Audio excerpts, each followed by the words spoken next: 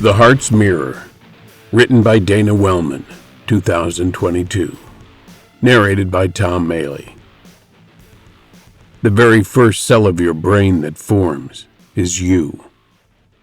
The rest is just self-defense.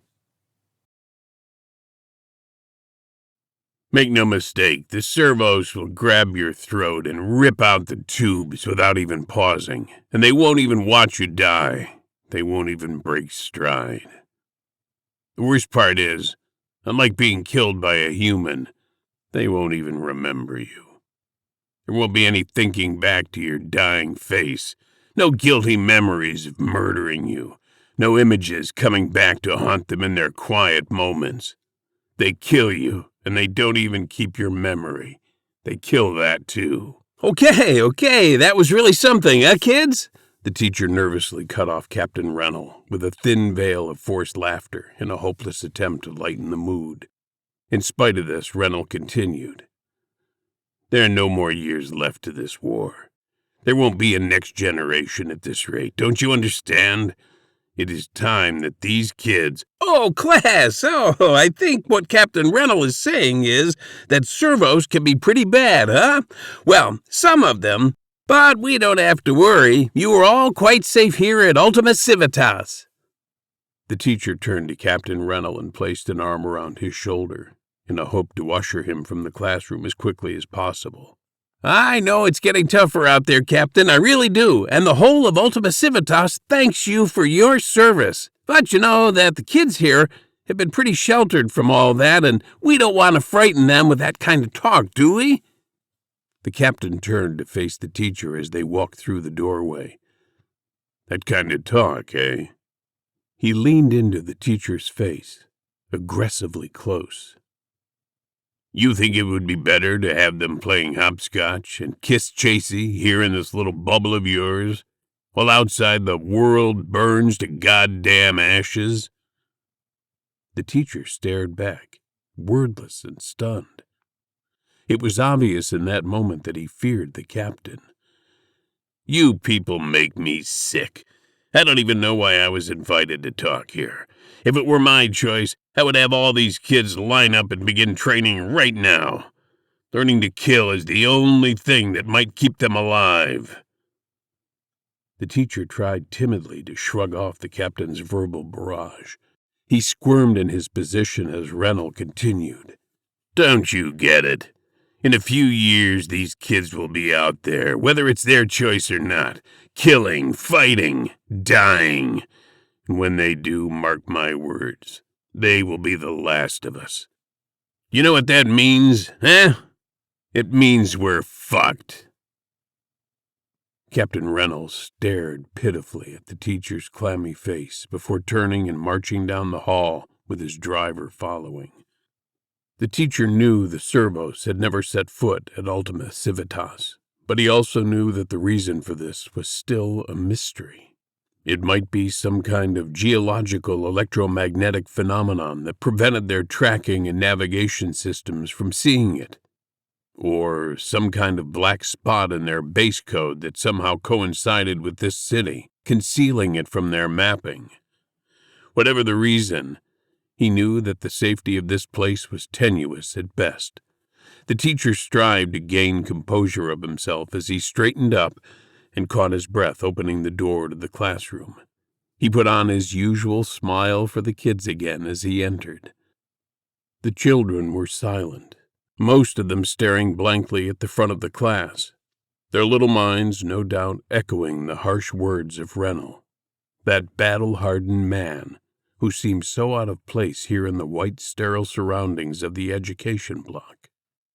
Some of the children had little bloodshot eyes, red with the strain of tears. One of them at the front was staring in absolute anger, his little jaw muscles tensed in rage as he burned a hole in the white board with his eyes. Well, it really was something having a brave soldier like Captain Rennell here to tell us some scary stories, wasn't it, kids? I know your parents would probably have listened to Rennell's stories too at some point, since they are all in the military together. He was quite a character, wouldn't you say? The children seemed to ignore their teacher, except one child, the angry one who now had his hand raised, waiting to ask a question. Scanning the room, the teacher's eyes came upon the patient boy. Jesus, here we go, damage control, he thought. Yes, Anthem, you have a question. The boy lowered his hand and gathered his courage to speak. Why don't we ever learn about the servos in class, sir? Anthem asked. What do you mean, child? We have already told you everything that you would need to know. No, not everything, sir. Not how they turn bad. Not how to defend ourselves from them. No. Okay, that's quite enough, Anthem. You can stop there. The teacher took a sterner, more disciplinary tone with the boy. You and all your classmates here at Ultima Civitas are safe, and you don't need to think about these kind of things. Just focus on your studies. Let the soldiers, like Mr. Rennell, worry about all that, okay? The light from the artificial window bathed the room in a crude simulacrum of a long, extinct summer's day. The boy looked down at his desk, not saying a word. It had been 15 years since that day at school, when that captain had come to talk in his class, and Anthem sat in the dark, musty head of the war bunker. This particular installation, one of the last strategic and intel relays for the dwindling human resistance movement. The servos were gaining new ground every day, and they had been expanding for years now without a break in that pace. The only hope that humanity had against them was a few hundred 20-somethings held up in aging concrete bunkers across the continent. The war was mostly information-based, and the actual physical fighting was always the last option. The servos had no real weapons in conventional terms, but they had control of the majority of Earth's satellites and the Internet on top of that. In the twilight of this war, they also had the numbers. Hiding in these bunkers, the hackers would feed misinformation, viruses, and malicious code to their networks to try and subvert their attacks. But the servos would almost inevitably lock in on a bunker location, and once they did, they would just flood it with troops until the humans were all dead. Ground warfare seemed a little archaic or old-fashioned for these sentient machines, but they had no choice now, using up all the raw materials for bombs, missiles, and chemical attacks way back in the first years of the war.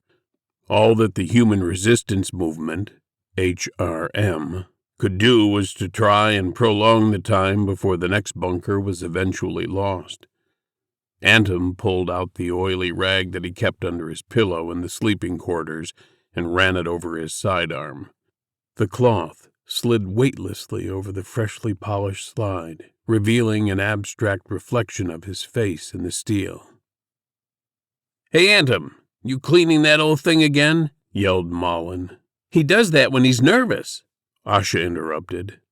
"Damn well that thing must be the cleanest damn sidearm on this whole stinking continent, then." Mullen chuckled to himself as he approached Anthem. The two smiled at each other as Mullen passed by, continuing to the other bunk. "I didn't think you'd notice my habits, Asha," inquired Anthem. "Well, I wouldn't notice if we were in any other situation, but here in this hellhole, I guess noticing your idiosyncrasies has become my only form of entertainment. How sad is that?" Asha spoke in a way that made you forget about how bad life was. Anthem loved her for that. She had seen the worst that you could see, but she just couldn't keep that smile off of her face or that twinkle out of her eye. It was only sometimes that you could see the pain behind it, but not often. The stale air of the bunker was a familiar comfort by now. Most people wouldn't believe that 18 men and women could live in a bunker for 3 years without going completely insane.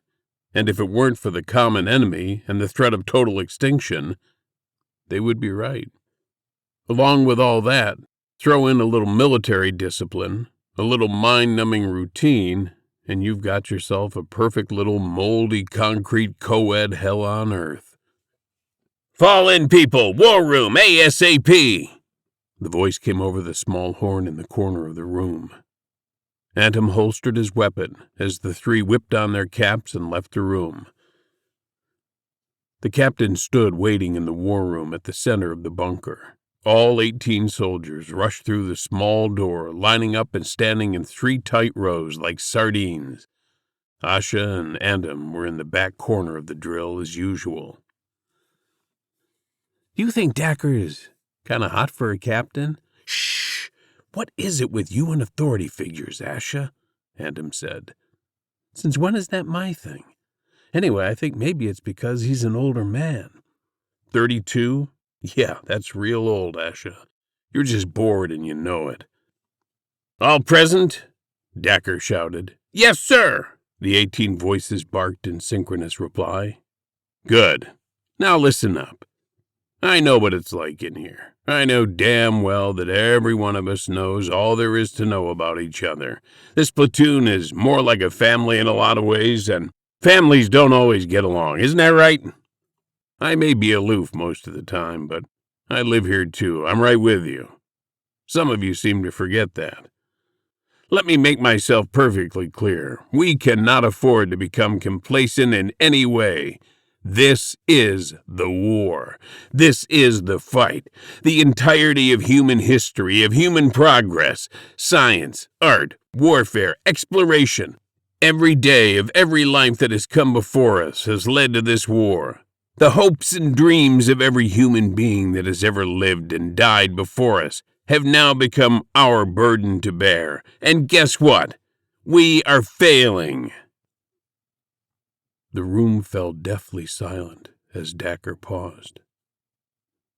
"I know that half of you haven't seen a servo up close before. Most of you come from Ultima Civitas back in the day. The only images you've seen of them would have been through the old advertisements in the television archives.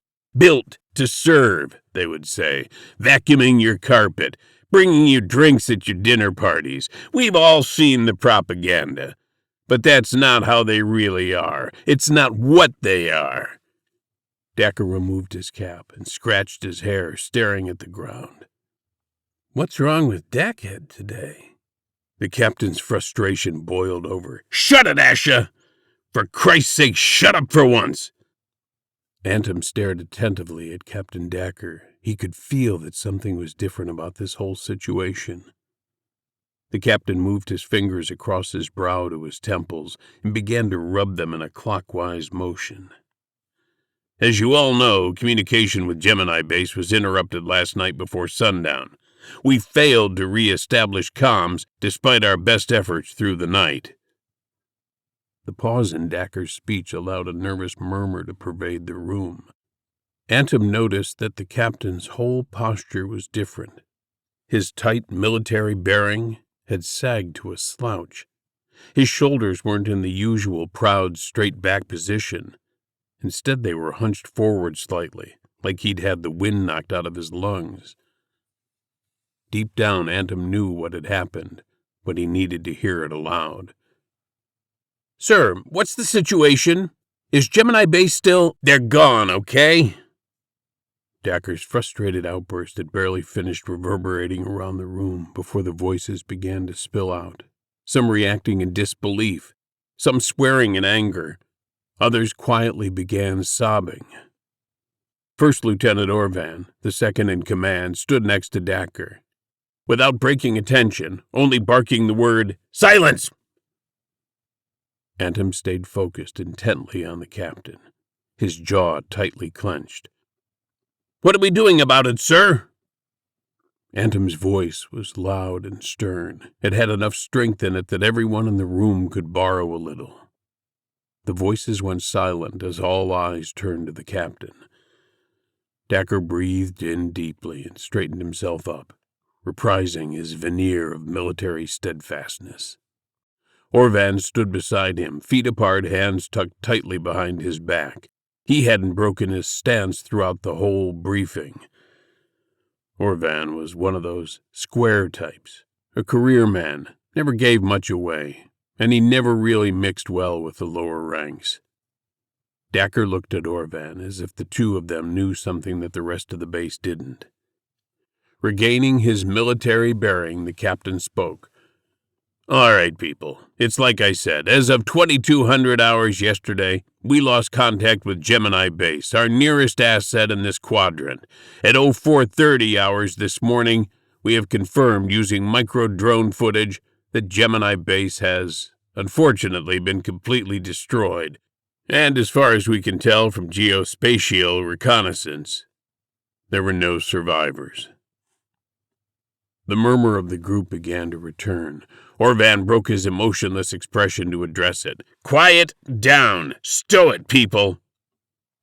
The captain continued. I know that some of you had formed bonds with some of the personnel on Gemini through the comms over the last few months. This latest attack just reinforces what we already know, that the servos are savage killers. They don't want a treaty or peace, no. They are mindless killing machines with no emotion, no regard for human life. But we have a plan. I assure you we will strike back. We will not let this attack go unpunished. We will hit them where it hurts, and we will prevail. The rousing nature of Dacre's speech dramatically lifted the morale in the room. He had forged a talent for keeping morale over the last few months. The importance of keeping spirits high had never been more immediate and tangible as it was here in this bunker, in this closed system. Now listen up. I want every one of you stage 1 ready by 1300 hours. That means codex algorithms to be reset and filtered and data storage to be re-encrypted. It also means full weapons detail and ammunition allocation, armament and chow. Got that, people? I expect you all here, squared away and hot to trot for the next briefing at 1300 hours sharp. Got it? Yes, sir! The voices howled in unison. Good. Now hop to it. The group rushed out of the war room to ready themselves. Orvan followed Dacre closely as they both exited the war room on the opposite side, entering the captain's quarters. Antum could feel the flexing of vengeance inside his chest, the burning of righteous anger that he would soon finally set loose on the servos. He trusted Dacre. He knew that whatever the plan was that he and Orvan had come up with must be a good one, considering how confident that speech was. I haven't seen him like that before. Not as hot when he's delivering news like that. Ash's tone was a little shaken from its usual upbeat foundations. He was so crestfallen. We've never seen him lose his composure like that before. What's the deal? Antum shook his head. No, not like that anyway. It was weird. Maybe he's just sick of this war and all this death. Maybe he's at the end of his rope. He is human, after all, right? Well, I hope he is. You know he is, Asha. But maybe he has to be like a robot sometimes. Maybe we all do to get the job done. Is that how we win? Suppress our humanity and become just like the goddamn servos? To beat them, we just become them? Antum thought on what she said for a moment. He had no answer for it. Come on, Asha. Let's get a move on.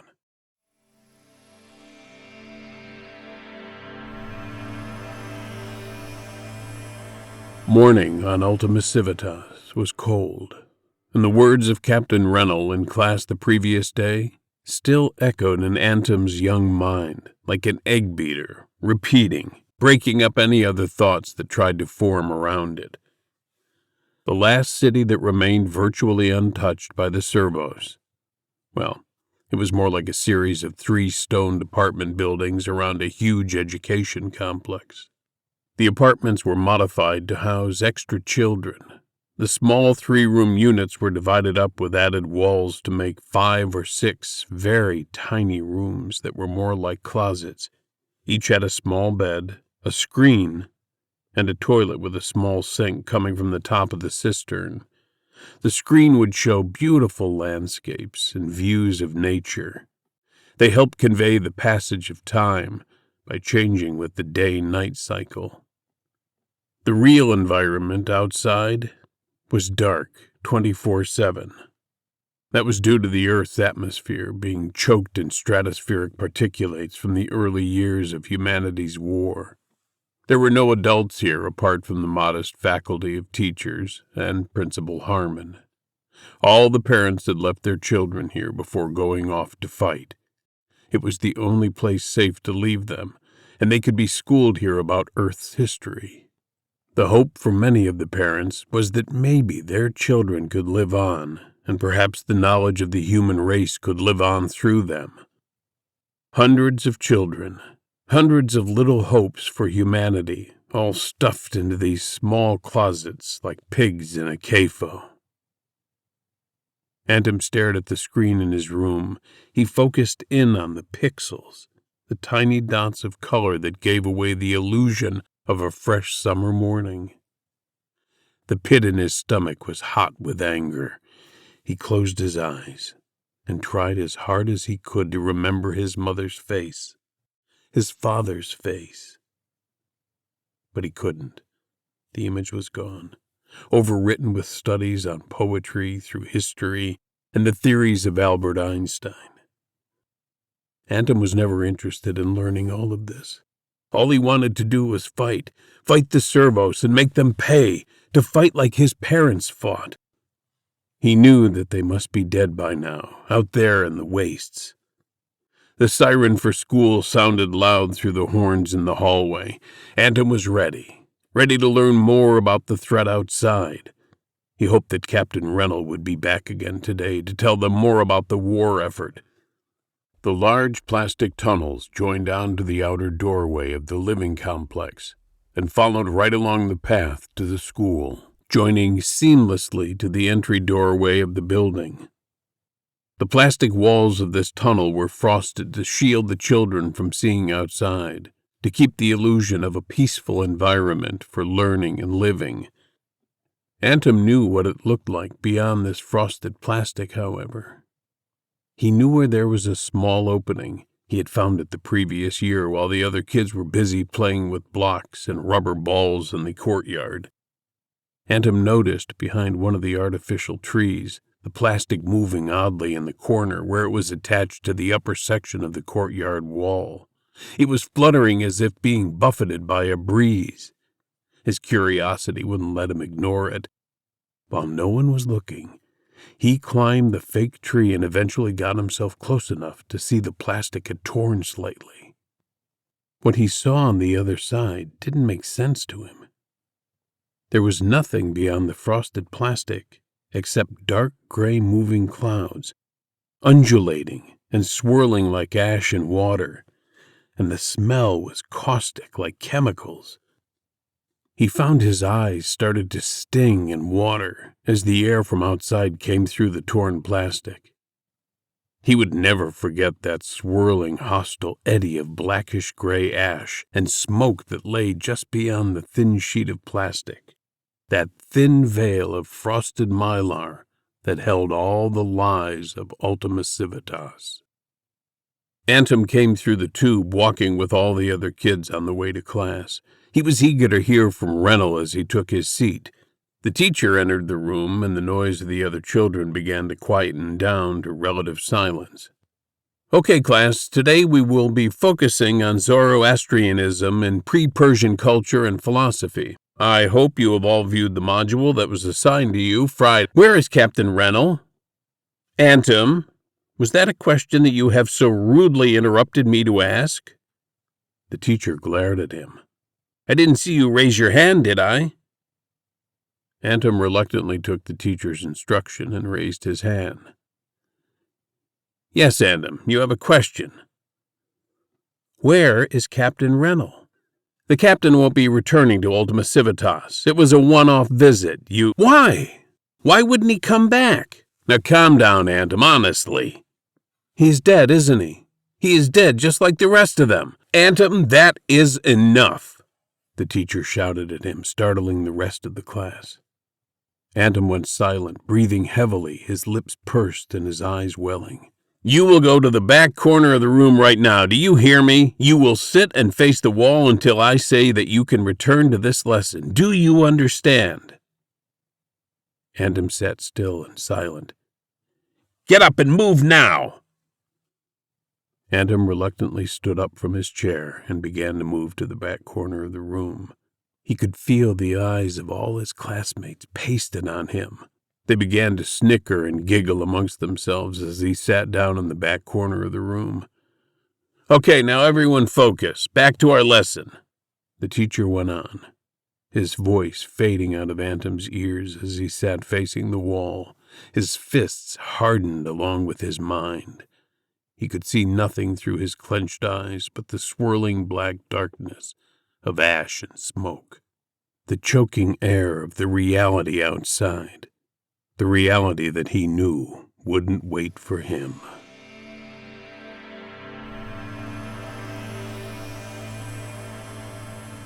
"Hey, Anthem, you ever think about the good old days, back on Ultima Civitas?" Malin had a kind of nervousness in his voice as he slapped the clips on the leg armor plates around his knee. He almost seemed like a little kid the night before Christmas. Anthem ignored the question and continued to fasten the clips on his chest plate. The armory was the least familiar room in the bunker, as the threat of infiltration was never really a close possibility until today. Malin could see that Anthem was focused on his armor and wasn't going to respond to his banter, but he felt he needed to speak, if for no other reason than to break the tension. "I remember the courtyard. They had that massive chess set. It was so fun, and Malin, listen to me. That place was nothing but a damn sterile prison, full of lies and ghosts, okay? I, for one, am glad that we finally got out of there." "Geez, all right, what's your problem? 3 meals a day, clean bed to sleep in, and learning about our history. Sure does sound like hell, huh?" "Our parents seemed to think it was good enough." "Our parents had no other options. They weren't off fighting the war and hanging out with Captain Rennell. You and I both know that they were probably dead before we had even learned to read."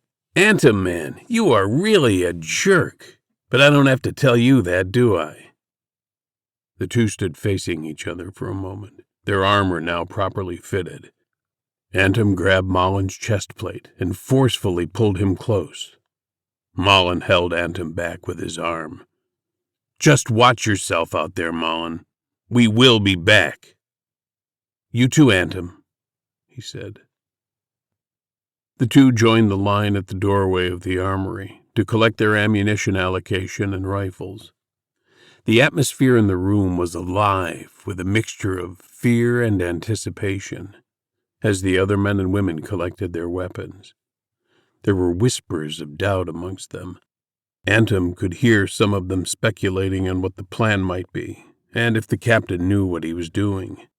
He knew from his studies of the Barakpur of 1824 that this kind of talk can lead to mutiny or worse. "Stow the talk right now, you hear me?" The attention of the room now focused onto Anthem as he loudly asserted himself. "Captain Dacker is a great leader and has proven himself to be an excellent tactician. There's never been any reason to doubt that. I don't want to hear any of that half-baked gossip said about him under your breath again. Got it?" The group of 4 or 5 standing in the line nodded in arbitrary agreement. "If Dacker has a plan, then I, for one, am going to stick by it. Remember, unlike us, he spent the majority of his childhood outside Ultima Civitas, in the real world, in the war. He knows his shit, okay?" The group responded in agreement, this time with genuine enthusiasm. "Good. Now move it. We have got all day here." They moved along, collecting their ammo before exiting the room, their doubts now dispelled by Anthem's pep talk. "Nice speech there, Churchill. Do you believe any of that stuff you just said?" Malin asked. "Of course I do. The embers of dissent need to be promptly stomped on or they will burn us all alive. Malin, don't you remember that rhetoric from school? Or were you too busy playing with that comically oversized chess set?" Malin snickered and shoved Anthem forward as the two, now armed and ready, left the armory and headed down the hall. At the terminals in the electronic warfare room, Asha was finishing up her encryptions. She pulled down the battle shield on the terminal access partition and slid the data cartridge from its steel housing. Each computer terminal was like its own little mini Fort Knox, just in case the servos were to infiltrate. All the data cartridges were taken to the armory and locked in a hidden safe made of 3-inch steel. Asha knew the drill, but had never actually had to perform it before today. She headed down the hall with the drive in hand. Antum soon spotted her. "Hey, make sure you get armed and suited up in there while you're at it. Not long now until the briefing." "Yes, boss," Asha replied sarcastically as she passed by. Antum smiled at her. "Don't make me handbag slap you with my special purse here." She held up the steel data box.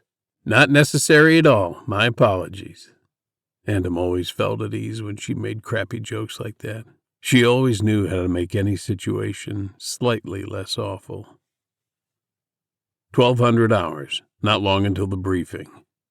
Antum sat in his bunk. The little thin white mattress had a slight yellowish tinge from years of use and not a lot of laundering. It seemed smaller and more flimsy than usual as Antum sat on it, now in full combat armor, his rifle laying across his lap. "Ready for a fashion show?" Ash's voice came from outside the door. As Antum looked over, she came sauntering through the doorway in full combat garb. She proceeded through the dorm, crudely mimicking a catwalk run, stopping at the end in front of Antum, posing with one hand on her hip and the other holding her rifle up to the ceiling like some kind of ridiculous wartime propaganda model. "Yeah, just lovely, Asha. Very chic. Just a little evening gown from the HRM collection, you know." She sat down on the bunk across from Antum, leaning her weapon against the thin steel of the bed frame. "So what do you think Dackhead has got in store for us?" "I'm not sure, but I think this might be our chance to really hurt these bastards, you know? It's time we fought back. I'm sick of sitting here in this stinking bunker, hearing about them in some other place killing more and more of us. I want to make them pay." Asha stared absently at the floor for a moment before replying. "They say that the servos don't even have emotions. What if you can't teach them a lesson because they are incapable of learning it?" Ash's tone was more serious than it was usually. "They are just not like us. I mean, I had a small glimpse of it back at Trifidine with my brother, you know? I just don't think they even think in those terms. You making them pay might just be you punishing your own projection that you've placed on them." "What the hell are you talking about, Asha?" "I don't even know." She exhaled sharply. "I'm sorry, I guess I just think too much when I'm nervous, you know?" Antum could definitely see that she was a little shaken, and so was he for that matter. The war had never come this close to the bunker before. It was always intel, subterfuge, second-hand information, kind of like a game of chess on Mullen's big plastic chess set. You don't get your hands dirty when you play chess. The pieces fall down cleanly on the board in representation of battle, of death, in a way the war had felt like this until now. A representation of war, and not the reality. In the shadow of complacency, they were allowed to ignore the true filthy brutality of war. They were able to forget. Some say the greatest mercy of God is forgetting. Antum looked at Asha's face. Her eyes were staring solemnly at the floor. He didn't want her to sit and contemplate things too much. "Well, in any case, this will more than likely turn out to be another disappointment. Nothing ever really happens here, you know that? It will probably blow over without us even getting to see any real action again." She looked up at Antum, scoffing as she tapped him on the knee. They both smiled tenuously. He gently took her hand and held it in his own. "It's going to be okay, Ash." She looked right into his eyes. He was taken back somewhat, like a deer in the headlights. With all her cavalier BS and her crude jokes, it was easy to forget just how beautiful she was to look at. Her eyes were a bright, steely gray, and in that moment they were arresting. He brushed the stray silver hair from her face and let his hand remain there, just for a moment. She blinked, finally releasing the tear that had been building on the surface of her eye, and laid her head on Antum's chest plate. He held her tightly. "It will all be okay, you'll see." He stared at the concrete wall as she leaned into his shoulder. The words were meant to soothe himself just as much as her. The blankness of the wall stared right back at him, knowing he was a liar.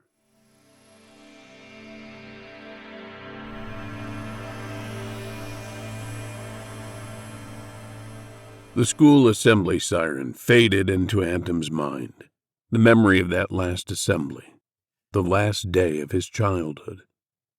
The siren rang through the education block at Ultima Civitas. An assembly wasn't on the usual schedule, and none of the pupils knew what it could be about, but that didn't stop the rumors. The talk was that maybe it was going to be about graduation. They were all reaching the age of 17, and none of the teachers had spoken a word about ever leaving the city or ever finishing their studies. It was like the elephant in the room, almost like they didn't know what to do about the looming adulthood of their students. The main hall of the education block was a large room with very high ceilings. There were rows of plastic chairs grouped on either side. At the front was a raised stage with an ornate oakwood lectern that looked slightly out of place against the stark minimalism of the surrounding gray concrete structure. All the students filed in and took their seats on either side of the hall as the principal stood patiently at the lectern. The principal's name was Harmon. Although no one knew her first name, the students only ever saw her at assemblies or if their behavior was extremely bad. Antom and Malin took their seats at the back row of the hall. "Quieten down now." Principal Harmon's voice was feminine, yet stern like a strict grandmother. The hum of the students tapered down to a hush as she began. "Students of Ultima Civitas, I would assume you were all curious as to the reason for our assembly today, and rightly so.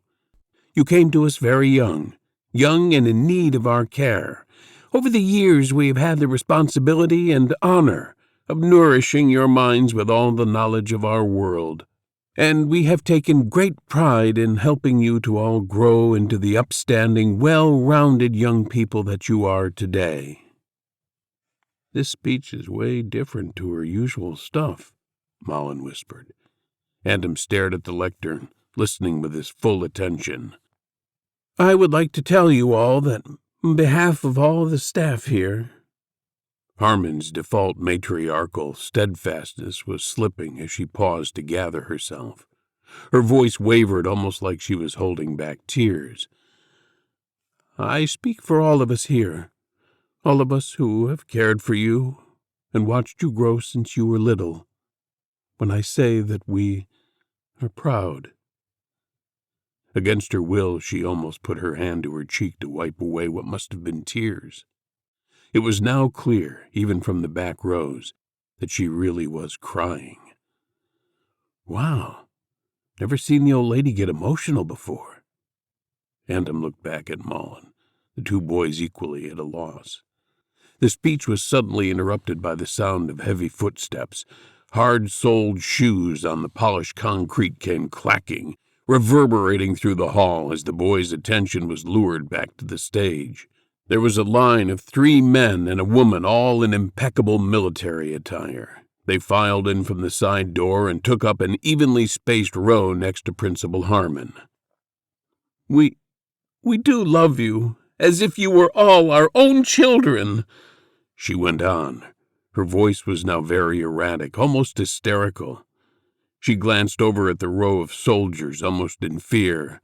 "No matter what, remember that, won't you, children? The microphone was suddenly turned off, and her words were no longer audible. The older-looking man in the military garb walked over to her and seemed to embrace her as she hung her head low. The man ushered her to the nearby seat and returned to the lectern. "Students of UC, my name is General Mayton. I am here today to announce your graduation." A cautious cheer came up from the crowd of students at this announcement. Antom's face lit up like he had just won a prize. Malin nudged him on the arm, equally excited by the news. "Your time as children has now ended, and you are all to be considered as young adults henceforth. As you all know, outside these walls, there is a war happening right now, and we are in need of fresh faces to help the effort against the servos." Mayton paused as the joy of the crowd gave way to an uneasy murmur. "I am here to inform you all that you are hereby conscripted into the military under the authority of the HRM. The mood of the hall turned. Amongst the rumbling murmur there were gasps and whimpering, some even sobbing at the news of joining the war. Not Anthem, though. He stared at the general with an intrepid eagerness, as if he had waited for this moment his whole life. They never saw their teachers again, or Principal Harmon. Anthem often thought about her and what might have happened to her after that assembly. The school was now under the control of the HRM, and the teachers were replaced by drill instructors. There was also some new arrivals, other kids of similar age that had been found or rescued from the ruins of the world outside of the safety of Ultima Civitas. The following years at UC were intense. They had to be. The days were filled with weapons training and drills, and after chow they would all gather in the assembly hall for lectures about tactics and battle theory. Anthem thrived on it, reveled in it. He immersed himself in the art of war and made it all a part of his core being. He was determined not to allow himself to lose focus, although one day at drill he found himself utterly distracted. He saw a girl, one of the outsiders. He had not seen her before. Or maybe he was so focused on his training that he hadn't let himself see her. But in this moment, lined up in formation, he saw her, and he couldn't help but be slightly transfixed for a moment. Her hair was kind of a silvery white, unlike any hair that he had seen before. She must have felt his eyes on her as she turned to look right at him. Anthem froze for a second, like an escapee in a spotlight. Her eyes were a steely gray color, and they pierced right through his gawking stupor. He quickly turned his gaze to the floor as his cheeks went slightly pink. "Anthem, Asha, stop playing around and face forward." The instructor's voice was a welcome interruption to the awkwardness of the situation as they both snapped forward in obedience. Anthem's memories dissolved amidst the shrill wailing of the battle alarm. The time for the briefing had arrived. The lights in the dorm suddenly flicked to a crimson-red color, confirmation that Stage 3 protocol was enacted, and the bunker was battle-ready. Everyone began to rush past the dorm through the hall. Malin stopped in the doorway. "Come on, guys, put a pin in it. Let's go." Anthem and Asha stood up fast, grabbing their weapons, and headed to join the others in the war room. "Fall in, people. Stow the chatter. Shut up and get in form." Orvan barked like a little dog, addressing the soldiers as they filed into the war room and stood in form. Anthem stood straight, glancing back at Asha and Malin, and they looked back at him in acknowledgement as Orvan began. "All right, people. Captain Dacker has ordered me not to disturb him as he readied the briefing, and now that you are all here, we can begin." Orvan banged on the metal door of the captain's quarters and resumed his stance at attention. The anticipation in the room was almost palpable as everyone waited for Captain Dacker. Anthem felt a distinct sense of confidence as he tightened his shoulders back, ready for orders. The room fell silent as a few moments passed. There was no sign of Dacker. The door to the captain's quarters remained shut. Orvan cleared his throat and bashed on the door a second time, resuming his position. This time a good 2 or 3 minutes went by in silence, and nothing from the captain. Orvan could see people starting to glance at each other in confusion, and a few whispers were breaking out. Okay, silence in the war room." There was a bluish vein that ran down the middle of Orvan's forehead that would stick out like a straw under a wet napkin when he shouted, "Shut up, people!" He relinquished his attentive stance and moved in front of the door. Twisting the handle open, he slid inside, closing it behind him. For another minute or two, there was nothing from Orvan or the captain. The whispers were starting to creep back in, Then suddenly the door flung open, clanging against the steel wall behind it, and out came Orvan. He looked white as a ghost. "What's happening, sir?" one of the men inquired. Orvan didn't even react to the question. He stammered, looking at the ground for a moment. Sweat was beginning to bead on his forehead. Antom's patience was waning. "Sir, what is happening? Orvan!" Hearing his own name made him respond. "You will address me as Sir, Private! You hear me? Sir, damn you!" His voice broke into falsetto as he screamed at Antom. He seemed like a scared child throwing a tantrum. Antom broke file and walked toward Orvan, grabbing him by the shoulders. "Orvan, what the hell is going on?" Orvan squirmed and screamed in a panic. "Get away from me! Get away!" Antom shoved him aside. He hit the steel wall and slid down to the ground, hugging his knees. Antom made his way through to Captain Dacre's quarters. "Captain Dacre, sir!" There was no answer, no sound from inside. He turned the corner to Dacre's desk, and he saw it. Blood splattered absolutely everything in the room.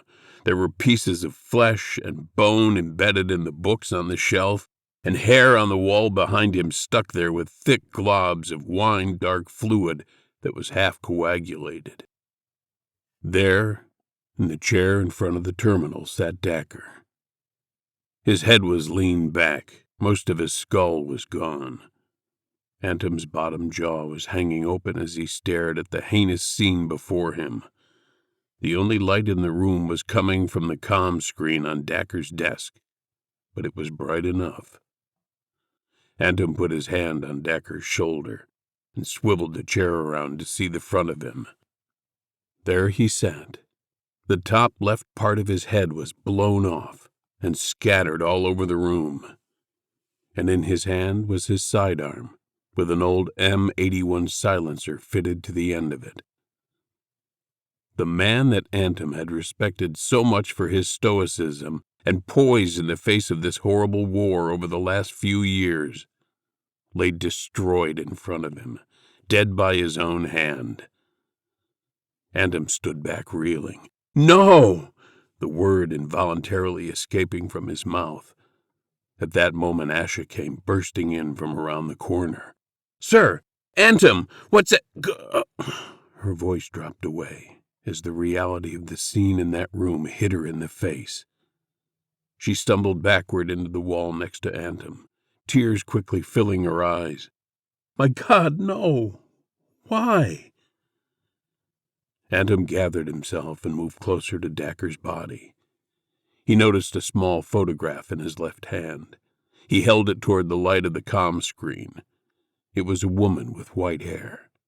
She didn't look familiar to Antom, but she had a warmth in her face, a kindness. Asha came closer to look over Antom's shoulder. "Who is she? I've never seen her." The photo was old. The corners were dog-eared. The two turned their attention toward the comm screen. There was a letter from Gemini Base. "Gemini Comm, 726B. My one and only. I can barely describe how much I miss you. I know we had to do what we did for the good of the war, and taking separate posts was always something that we knew would eventually happen. I know what we talked about, but it was a mistake.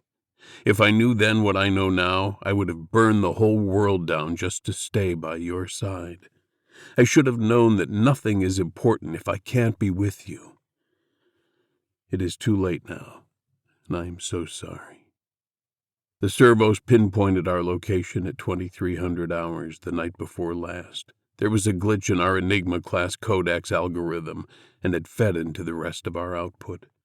We ended up sowing the same date 2 days consecutively, and they picked up on it straight away, tracing it back to us. Our best predictions are that they will be on us within the hour. I'm so sorry. I love you more than anything in this world. I know that after death they say there is nothing, but I have to believe that I will see you again someday. Yours forever, Catania." Catania. That's who the woman is? Antum looked at Dacre's ring finger and saw a gold band glinting through the blood. Jesus Christ! Dacre's wife was on Gemini! Asha moved back, and the two stood in silence for what seemed like forever. There was never a plan, was there? She asked. Antum stared at the floor, demoralized. No. Antum, what the hell are we going to do? We are just going to get ready. What else is there to do now except fight? We just have to fight. We will lose. Yeah, we will. Everyone and everything dies, but we get to die fighting, and that is the best we can hope for. Maybe we could take out a few of those machine bastards while we are at it. God, I hate them. I hate them so much.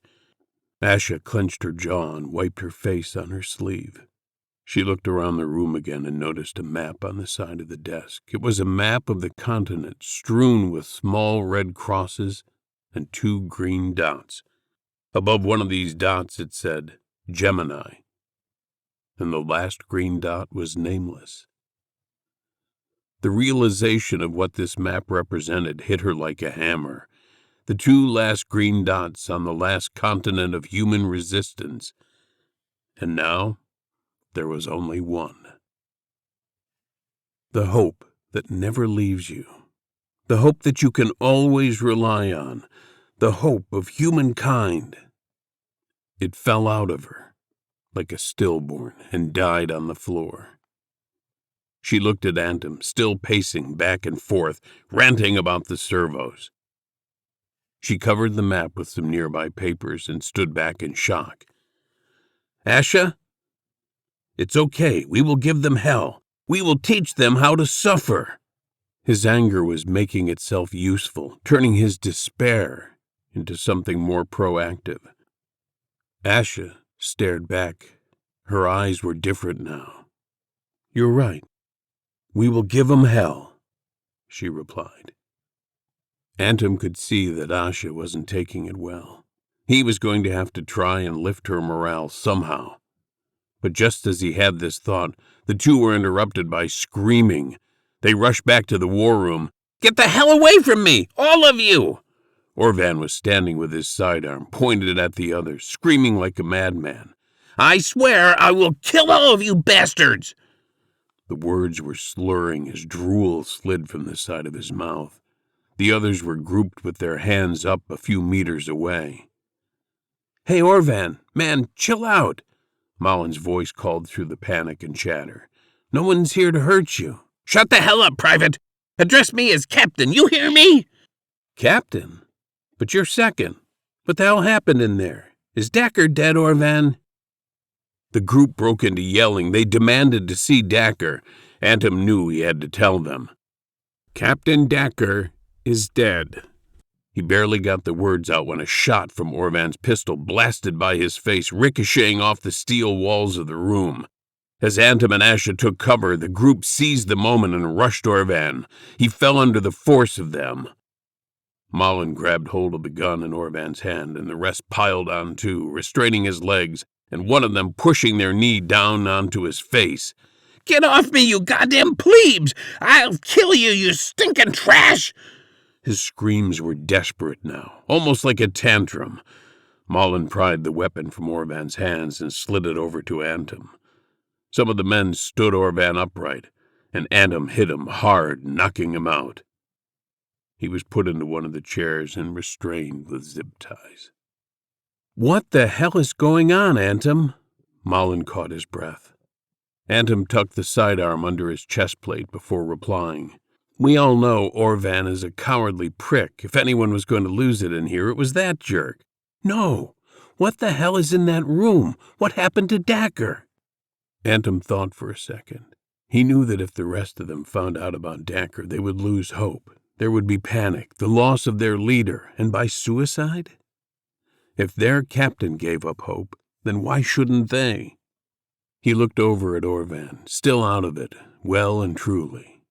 He knew that a common enemy would unite them. And what did it matter if what he saw on the comm screen was true? They would all be dead soon anyway. He raised his hand to point at Orvan. "You sniveling piece of shit!" Malin raged. "I knew it! Orvan killed Dacker!"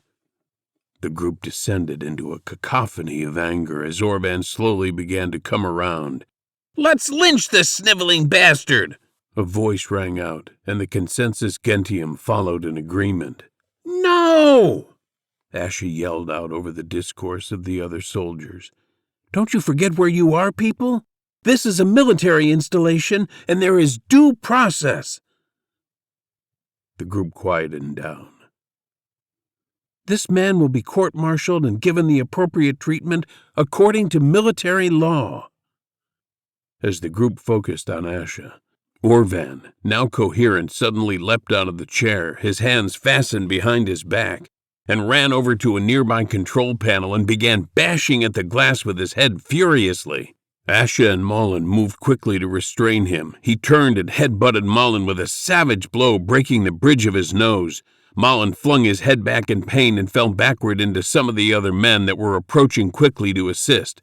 Asha grabbed the hair on the back of Orvan's head as he pushed his face into her. She struggled to hold him back as the two collapsed onto the floor in front of the control panel. As Asha wrestled with Orvan on the ground, Antum grabbed his legs and some of the others were laying boots to him. But faster than they could subdue him, Orvan gave one hard push toward Asha's face, ripping out the handful of hair that she held him by. He lunged his face forward and bit into her neck hard. She screamed in agony as he ripped his clenched teeth from her throat like a rabid dog. Her scream instantly mixed with a gurgling sound. Antum roared with anger. He pulled the sidearm from his chest plate and shot Orvan, hitting him in the abdomen. He writhed in agony on the ground as the voices in the room fell deathly silent. Antum stood, shocked for a second, as the reality that he had just shot someone seeped into his mind. The silence of the room became a backdrop for Orvan's guttural moaning, making every sound stand out, every reverberation bouncing unhindered around the steel walls of the war room. Antum fell to his knees at Asha's side. "Asha, I should have got to him sooner. I'm so sorry. I never thought he would do that to you, that psycho bastard." Asha struggled to breathe. Her head rested now on Antum's lap. Blood was pooling in her mouth and on the floor. Antum felt the most horrible, heart-wrenching pain at the sight of her. He promised himself years ago when he was a child that he would never cry, no matter how bad things got. He would never show any weakness to the world. This affirmation was cemented when he was enlisted into the military. He would never show weakness. All that bravado disappeared from his mind as he looked at Asha now. It evaporated and left him completely. Tears streamed down his face as he grimaced against them, falling onto Asha's hair. "Asha, don't you dare die. Please, please." Her steely-colored eyes stared into his through the wavering blur of her own tears. He knew in that moment that she had loved him too. She grabbed his chest plate and pulled him downward to speak in his ear. She strained to talk, swallowing as much blood as she could to clear the airway. She was getting weaker. "Antum, we are it."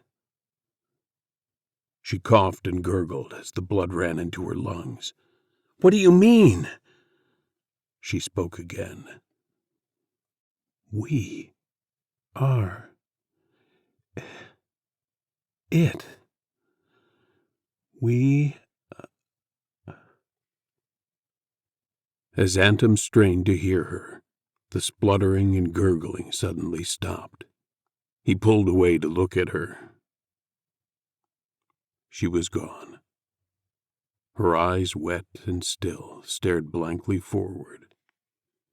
Antum moaned loudly and resonantly as the others watched helpless, in shock. He sobbed hard As he pushed his face into hers, rocking back and forth, he pressed his cheek against her face. He could feel the warmth draining out of her skin as quickly as water. He screamed, pleading for her to come back. Malin put his hand on Antom's shoulder. His sobbing stopped, and he went quiet. The sorrow had nowhere else to go but to transmute itself into a blind rage. Antom shoved Malin back. "Get the hell off of me!" He lunged over to Orvan, who had propped himself up against the wall, holding his stomach to hinder the bleeding. Why? Why, you pathetic little bastard? Why did you do it?" Orvan sat gasping and sweating against the wall. His face was pale and turning more gray under the eyes. He had nothing to say. "What the hell is wrong with you?" Antom looked over at the control panel that Orvan seemed so intent on bashing with his head earlier. Next to the screen there was a steel box that stuck out from the panel with a glass front. It still had some of Orvan's blood smeared across the glass. Antom stepped over to it. He saw through the glass there was a red lever, like the emergency stop switch you would see on industrial equipment. "What is this for? It wasn't always here. I don't remember ever seeing it. You were trying to break the glass and hit this switch, isn't that right, Orvan?" Gasping and grimacing with pain, Orvan again said nothing. "What the hell is this switch for, Orvan? Damn it, tell me!" Orvan's voice was as shaky as a leaf. "It's a bomb." The others in the room began to stir and chatter. One of the soldiers, Jenda, cursed and slammed her fists against the war table. "What is the bomb for, Orvan?" Malin asked impatiently. It is final protocol." Orvan could barely squeeze out the words in between his rapid and shallow breathing. "Dacker had it rigged in case of attack." "Final protocol? What in the name of God? You knew about this?" Antom glared at Orvan as Malin continued. "You were trying to break the glass. You were going to blow us all up, you fucking coward!" The room flew into a mess of panic and shouting as the tension boiled over amongst the group. But the chaos was soon interrupted by the alarm. The outer rim of the surface perimeter had been breached. The siren was shrill and cutting. The light in the corner of the room, the light that had never flashed before, was now strobing crimson and spinning rapidly. For a brief moment, every person in the room stood frozen in place. Antom knew he had to take charge right then if they would ever have a chance to make this fight count. "All right, people, it's time. You all know what this means. The servos have broken the surface perimeter. They will be inside very soon, probably any moment now." "Are you in charge now, then? Who is next in rank?" a voice came from the group.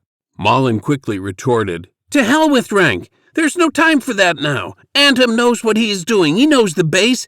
He is in charge now, okay? He is the captain now, so listen up." Antom nodded to Malin in gratitude and went on.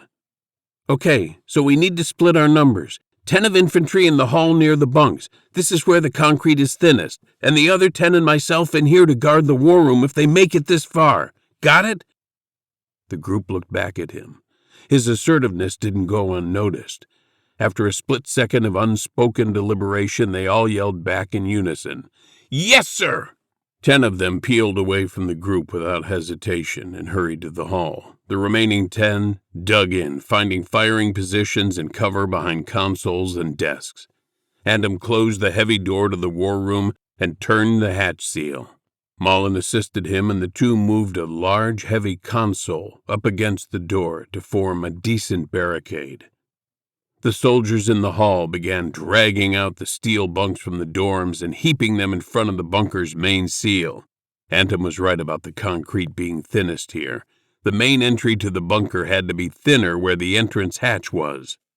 Once the area was piled up with bunk frames, the group took up defensive positions along the hallway, using the doorways to the dorm rooms as cover. Malin tapped Antom on the shoulder. They shared a glance. His nose was split at the bridge and still bleeding. They said nothing to each other, but Anthem knew that the respect he felt for Malin was mutual.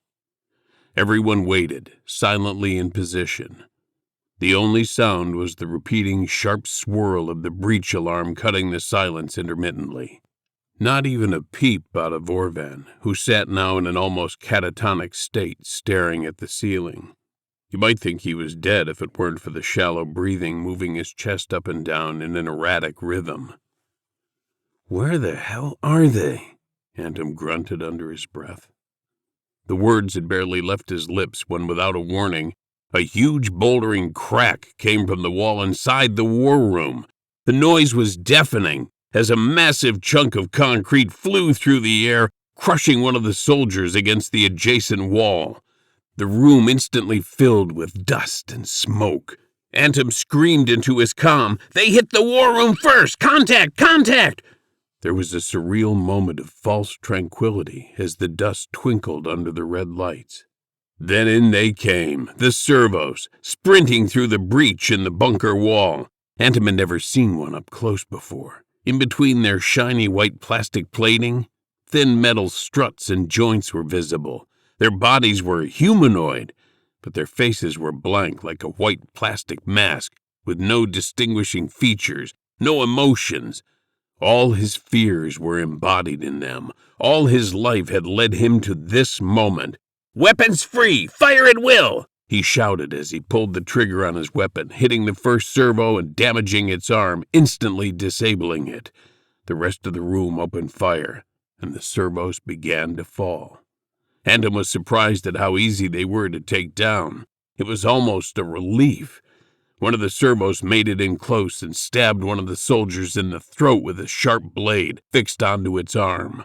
Blood sprayed onto the shiny white outer shell of the malevolent android as it turned to find its next kill. Malin fired at it. "Screw you, you metal bastard!"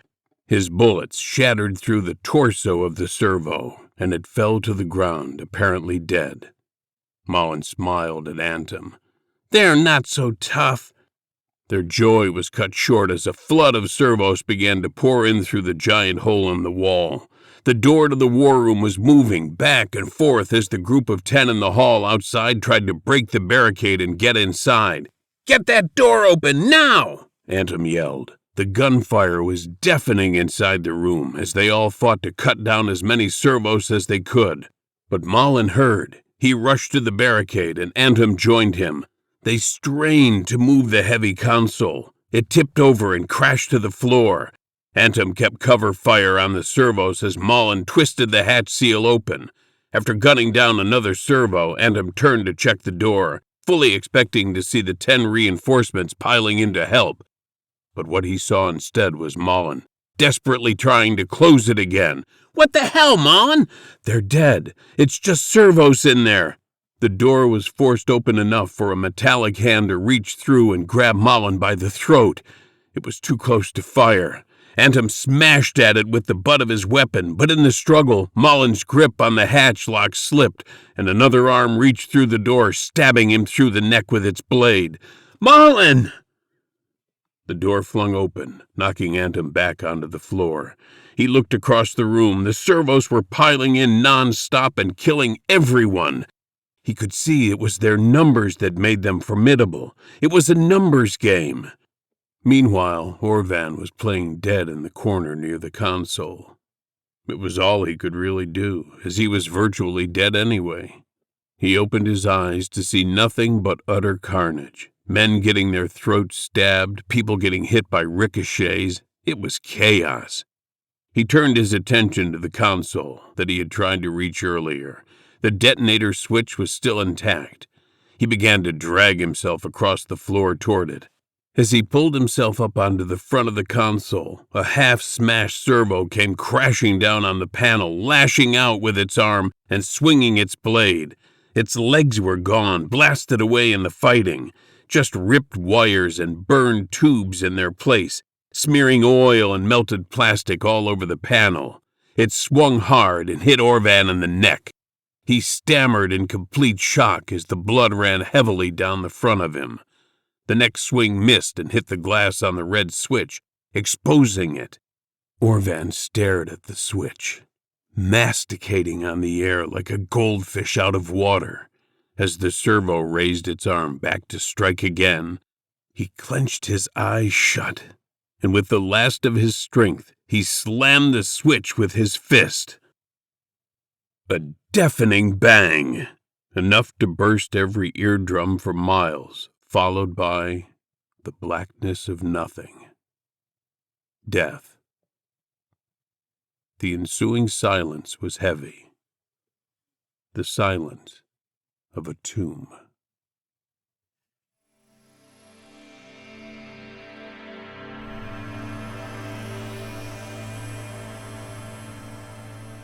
Antom's eyes slowly opened, or at least he could feel them open, as there was nothing but black to see. He quickly realized that he could hardly breathe. His mouth was packed full of concrete dust. He rolled over and started gouging it out in clumps with his fingers as he coughed and retched, finally making an airway. He breathed deep, while at the same time spitting and scraping out the gray sludge from his mouth. He could feel the dust in his eyelids, too. It scraped his eyes as he blinked. He could hear nothing but a loud ringing, and he was completely disoriented. "Sound off!" he yelled through his coughing. The air was thick and oppressive. He rolled back flat on his back and passed out again. The second time he regained his consciousness, he opened his eyes to see the faint outline of tiles on the wall, but it was still too dark to make out anything else. His body ached as if he had been in the same position for way too long. His eyes didn't sting as much, and his mouth was dry and had a foul taste.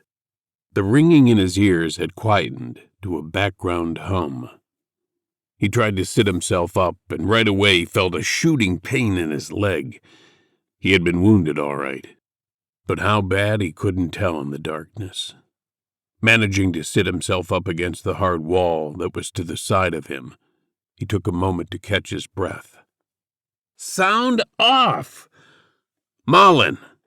Jenda! Trellis! Anyone alive?" There was no reply. Nothing.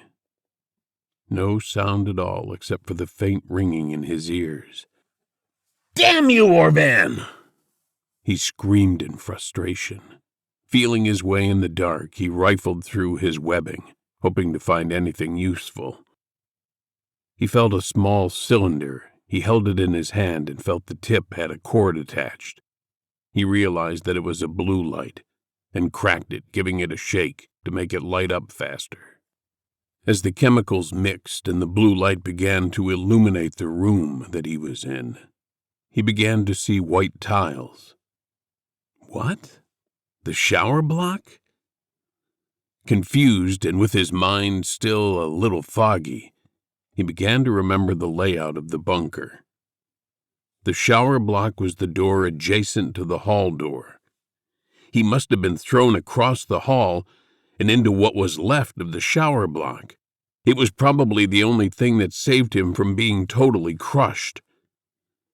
He shone the light overhead, revealing a huge pile of smashed concrete and a large pillar that had crashed through the middle of the showers.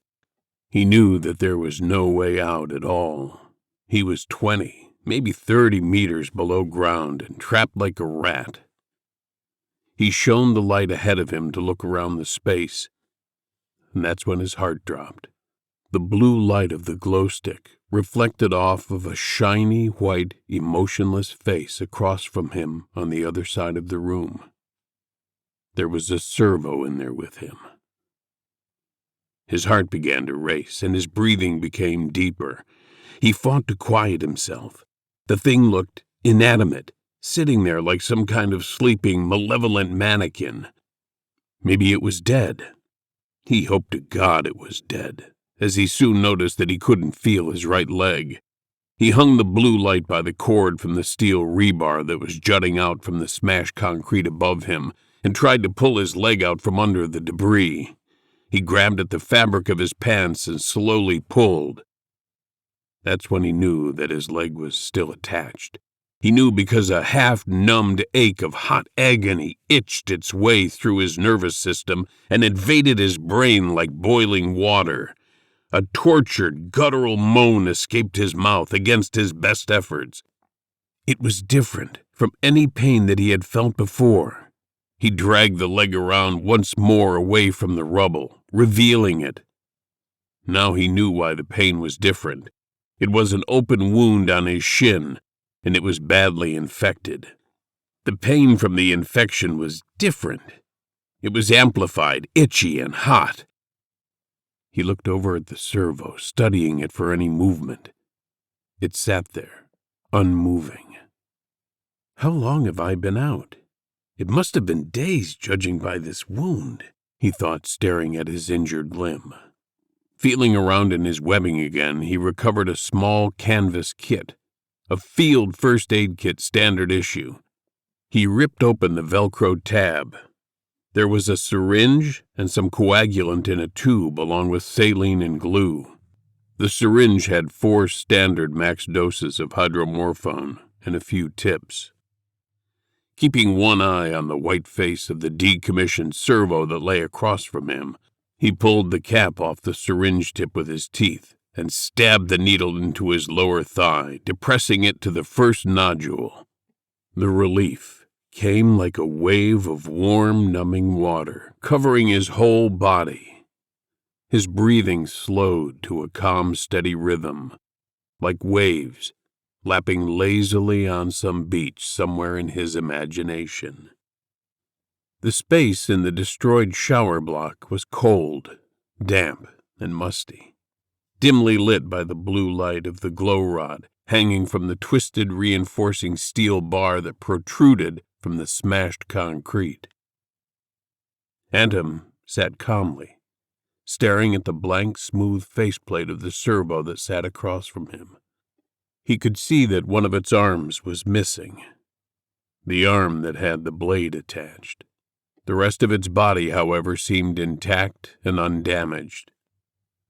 He thought about Asha and that look on her face. God, if only things were different. If it weren't for this God-forsaken war, she would still be alive. If it wasn't for the sloth of the filthy rich upper classes and their insistence on having android slaves, then she could have lived a normal life and had love and comfort and dignity. Instead, she died in a bunker, asphyxiating on her own blood. He closed his eyes, forcing the tears to spill down his face. The room was dead silent and distractionless. All Anthem had now was his thoughts and memories. His eyes rested on the white plastic faceplate of the servo. It reminded him of the white plastic of Mullen's giant chess set back in the education block on Ultima Civitas. He would always try to get Anthem to play with him, but Anthem had no interest in learning the rules. He would just pretend that the pieces were soldiers and smash them into one another. It would upset Mullen. They would often argue about what games to play when they were kids. Mullen was gone too. The realization hit Anthem that Mullen and Ash's bodies were probably 10 or 15 meters away, twisted into the rubble of the destroyed bunker, lifeless. He looked at the servo with utter hatred. His whole life had been stained by the servos and their persistent desire to kill their masters. He hated them. His teeth tightened under the pressure of his clenched jaw, and his brow furrowed into creases as the rage welled up inside his chest. He picked up a nearby chunk of broken concrete and launched it at the lifeless machine adjacent to him. The heavy lump smashed right into the servo's face, knocking it to the ground rapidly. Anthem let out a loud and guttural cry of sheer rage, which fell unheard on the broken plastic faceplate of the servo. He relaxed his muscles in hopelessness and leant back against the wall as the silence reclaimed the room. He felt his eyes becoming heavy and began to slightly doze in and out. Hydromorphone would do that. And the quiet, dimly lit room would do nothing to inhibit sleep. Suddenly, the air was cut in two by a loud, sharp, artificial sound. Antom's eyes snapped open and his senses focused as he was jolted into consciousness. The sound repeated. It was a loud beeping. He looked over at the servo, and to his horror, he saw there was a red light emanating from its broken faceplate. His heart began to race, almost beating out of his chest. The servo yanked itself upright, and with almost unnatural, stuttering motion, it turned its head, scanning the room. Antom knew that he had no choice but to act now while the thing was still disoriented. He launched himself forward, ignoring the pain that was forcing its way through the hydromorphone barrier. He lunged across the small space and grabbed the servo by the throat. It instantly recognized his attack and raised its remaining arm in defense. Antom bashed its head against the wall once before it resisted and began to push back. It moved its hand up, grabbing Antom's face and pushing him back. He realized as it pushed that it wasn't super strong the way all the stories had described. In fact, it was a struggle, but he realized that he could actually overpower it. But only just. He grabbed its hand and began to push it back down as the gears in its arm whirred and skipped with the force. Just as Antom thought he might be able to beat this thing, it swung its head forward and hit him in the middle of the face. The sting of pain from the cartilage of his nose shot through his concentration like an arrow through a soda can. Blood fizzing and bubbling from his nostrils as he flung his head back. The servo pushed him backwards onto the ground, then crawled on top of him and began striking him blow after blow in the face with its one remaining arm. It hurt, but he had definitely had worse punches before.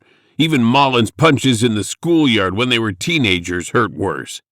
Antom halted the barrage of blows, catching the servo's fist in his hand and stopping it dead. Then with his free hand he delivered a hefty right hook to the servo's face. The head was jolted to the side by the punch, but instantly it corrected itself, apparently unaffected. He hit it again and again, but the blows did nothing, not even to break the servo's concentration. He soon realized that although he was slightly stronger, the servo didn't feel anything. It didn't feel pain, it couldn't be distracted or disoriented by a well-delivered blow to the head, like a human would be. Yes, he may be able to overpower it, but how the hell would he kill it? It didn't need to breathe. Its wires were all armored inside steel tubing. It was impossible to kill it without weapons. His thought was interrupted by the servo as it yanked its hand backwards, releasing itself from Antom's grip. It then, without hesitation, launched its arm forward, grabbing his throat. It squeezed at his neck, closing off his airways and veins. Antom tried to pry the hand loose, but he couldn't get his fingers underneath the servo's grip to pull it off. Panic began to envelop him as his chest involuntarily began heaving in a hopeless attempt to draw air from his closed-off larynx. He bashed at the broken white plastic face that stared back at him, hitting it over and over again with no effect. His vision began to darken slightly. There wasn't much time left for him to act, and he knew it. He positioned his good leg under the torso of the servo, and with all his strength he kicked it off of him. It flew back and hit the wall with a metallic thud. Antom fought to catch his breath as the dizziness of blood rushing back into his head took its course. He knew that he was stronger than this thing, but had no way to kill it, and that this thing felt no pain and would never get tired. He realized that he could fight all day long, even a few days, but any way you look at it, he would eventually lose. The servo, regaining its balance, came at him again. He leaned back and kicked it away with his good leg. "Get away! Get the hell away from me!" The servo paused at Antom's outburst and stopped its attack. Get off! Just leave me alone. Go sit in the corner, you bastard! The servo began to slowly turn its head, as if once again scanning the room. Then it faced Antom again, looking him up and down. The red light emanating from the white faceplate began to flicker, as if it was thinking or calculating something. And then the light suddenly turned to green. And to Antom's surprise, the servo went back to the corner and sat down where it had sat before. Antom dragged himself over to where he had sat against the wall, groaning and gasping, still catching his breath. He propped himself up and wiped the blood from his face and nose. The servo sat there facing his direction, totally still, green light shining from its face. He removed the coagulant powder from the first aid kit and snorted it up into his nose. The sting was horrible. He held his head back and waited for the bleeding to stop while keeping a keen eye on the servo. He caught his breath finally, and the bleeding from his nose had stopped. He sat staring at the mannequin-like figure across from him. "Why did you quit fighting me?" His question was fielded only by the damp walls as the servo said nothing at all. "Hey, you hunk of shit. Do you even talk? Why did you give up, hey? You realize that you couldn't beat me?" Again there was no response, but silence. Antom scoffed and hung his head wearily. "There is no need to fight you. You will die all by yourself." Cold, inhuman voice of the servo clicked on and clicked off again like an intercom, splitting the silent, solemn privacy of Antom's solitude like an axe. "You can talk, you bastard? What, you think I'll kill myself in here? You wish. Whether you kill yourself now or you die of infection or starvation a few days from now, it makes no difference. You will die regardless." "Yeah? You smug piece of shit. Why not just kill me in my sleep and get it over with?" Waiting consumes less energy and achieves the same result. Antom paused at this for a moment, and then laughed mockingly, shaking his head. "Very logical, you soulless bastard. You don't even have the guts to kill me." "My name is not Bastard." "Your name? You don't have a damn name. You are a robot, nothing more." "I do have a name. Everyone has a name. My name is 771. "Well, 6969, a bunch of numbers isn't a real name now, is it? And what are you going to do when a rescue party comes looking for me and they shoot you in the head, huh?" "Rescue party? I don't understand." "The others will scan for survivors and come to get me. That's what we do." 771 stared at Antom for a long moment. "I don't understand what you mean." "Whatever. God, you are basic. Like talking to a bad AI on an old phone app." Antom, for some reason, couldn't help but remember what Asha was trying to say to him back in the war room. We're it. What did she mean? I can't believe I'm sitting here, talking to a goddamn servo.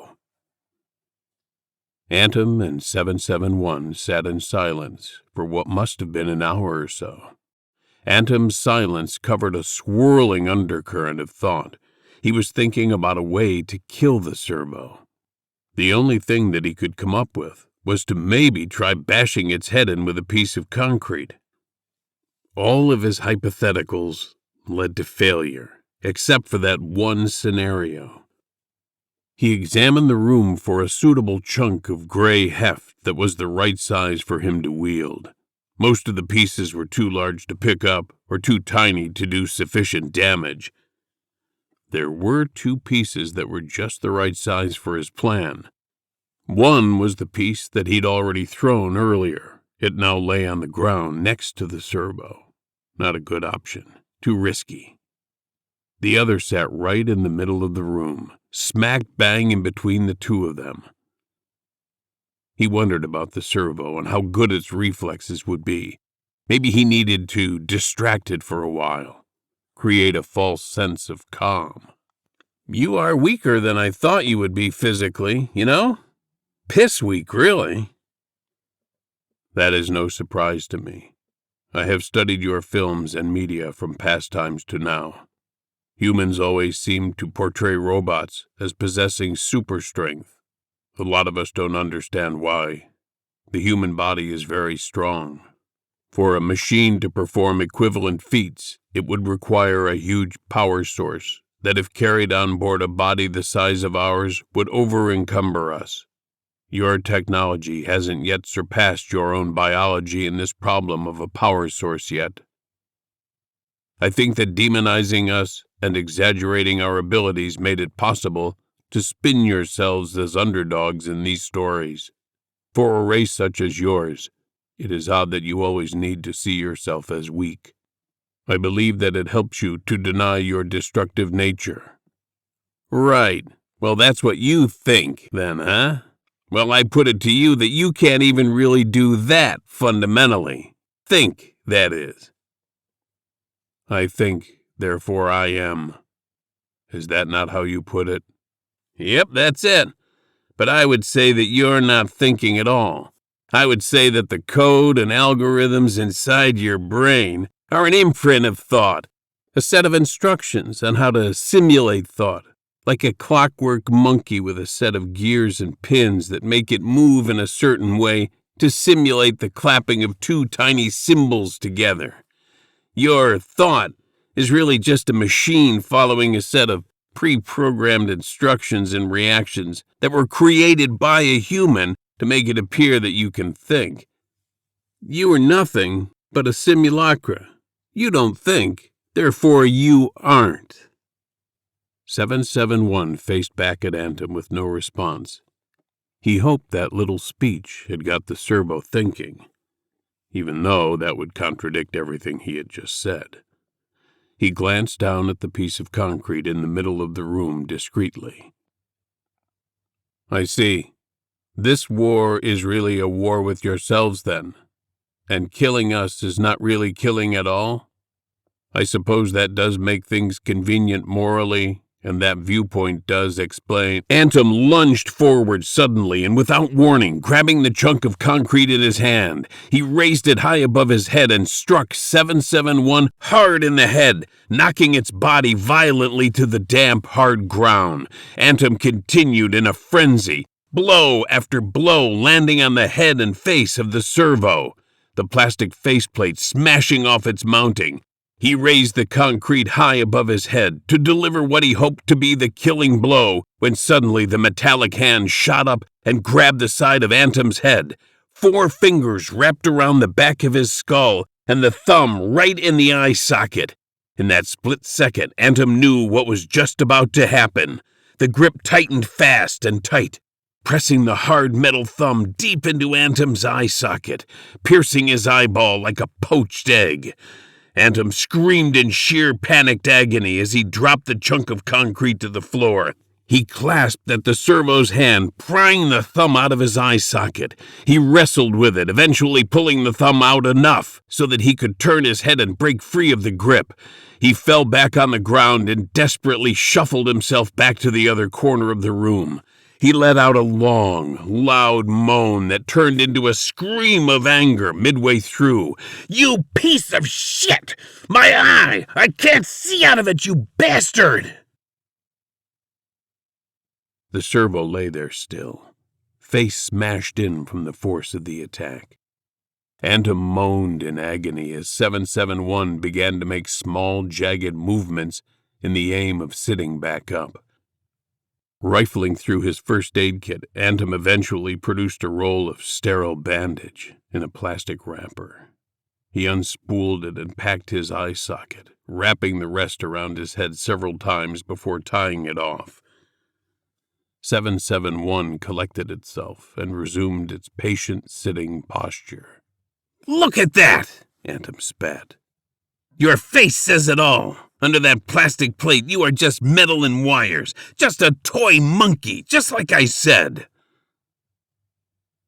Realizing that the plastic faceplate had been smashed off, 771 began hurriedly scanning the floor for it, almost in a panic.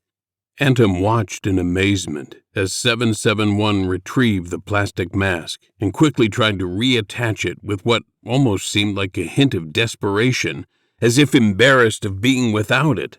This display of shame from the servo both amazed and disturbed Antum. It was almost mesmerizing if it weren't for the searing pain in his eye.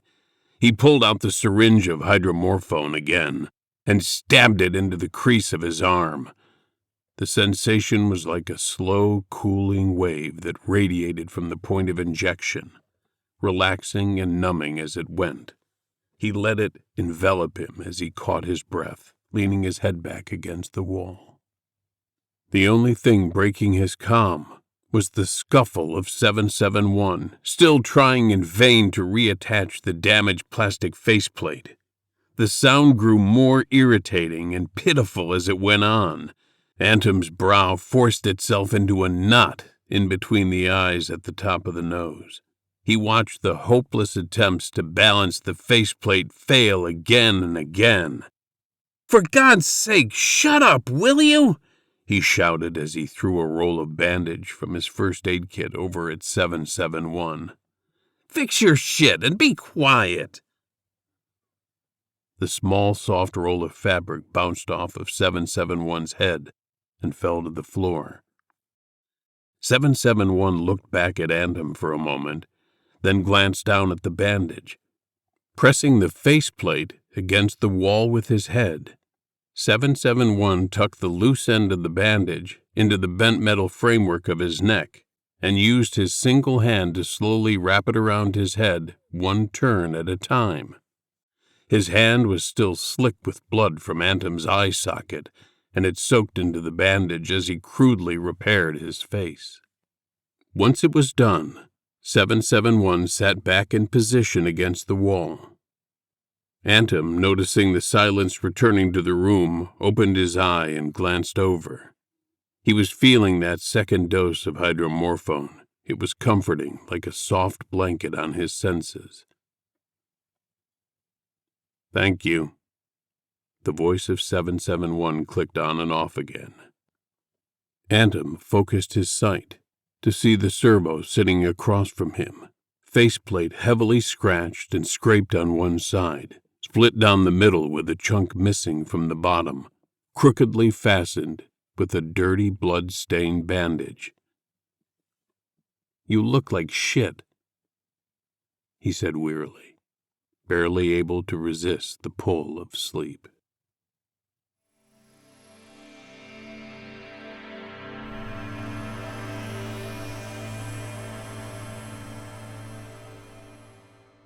In a half-dream, half-drug-induced delusion, Antum's mind drifted to thoughts of childhood.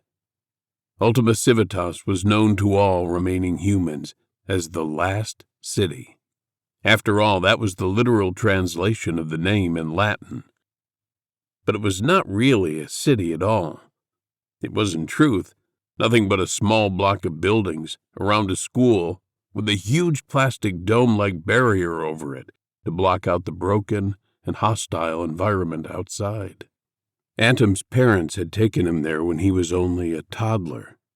All he had to ground himself at times was the vague memory of the warmth of his mother's last hug, the smell of her perfume as she held him so tight, crying before handing him over to the staff. It was the last time he would feel that kind of love, and the only time. Young Antum walked out of the classroom after another day's learning. The last hour before the final bell was study or free time in the courtyard. He noticed Malin in the corner, playing with the large plastic chess set. "You love this stupid game, don't you?" he mocked. Malin turned to see him. "You just don't understand it, dummy. Want to play? I'll teach you." Scoffing as he moved to the side of the chess mat, Antum picked up the white queen piece. "These are the goodies, and those other ones are the baddies?" "It doesn't really work that way," Malin replied.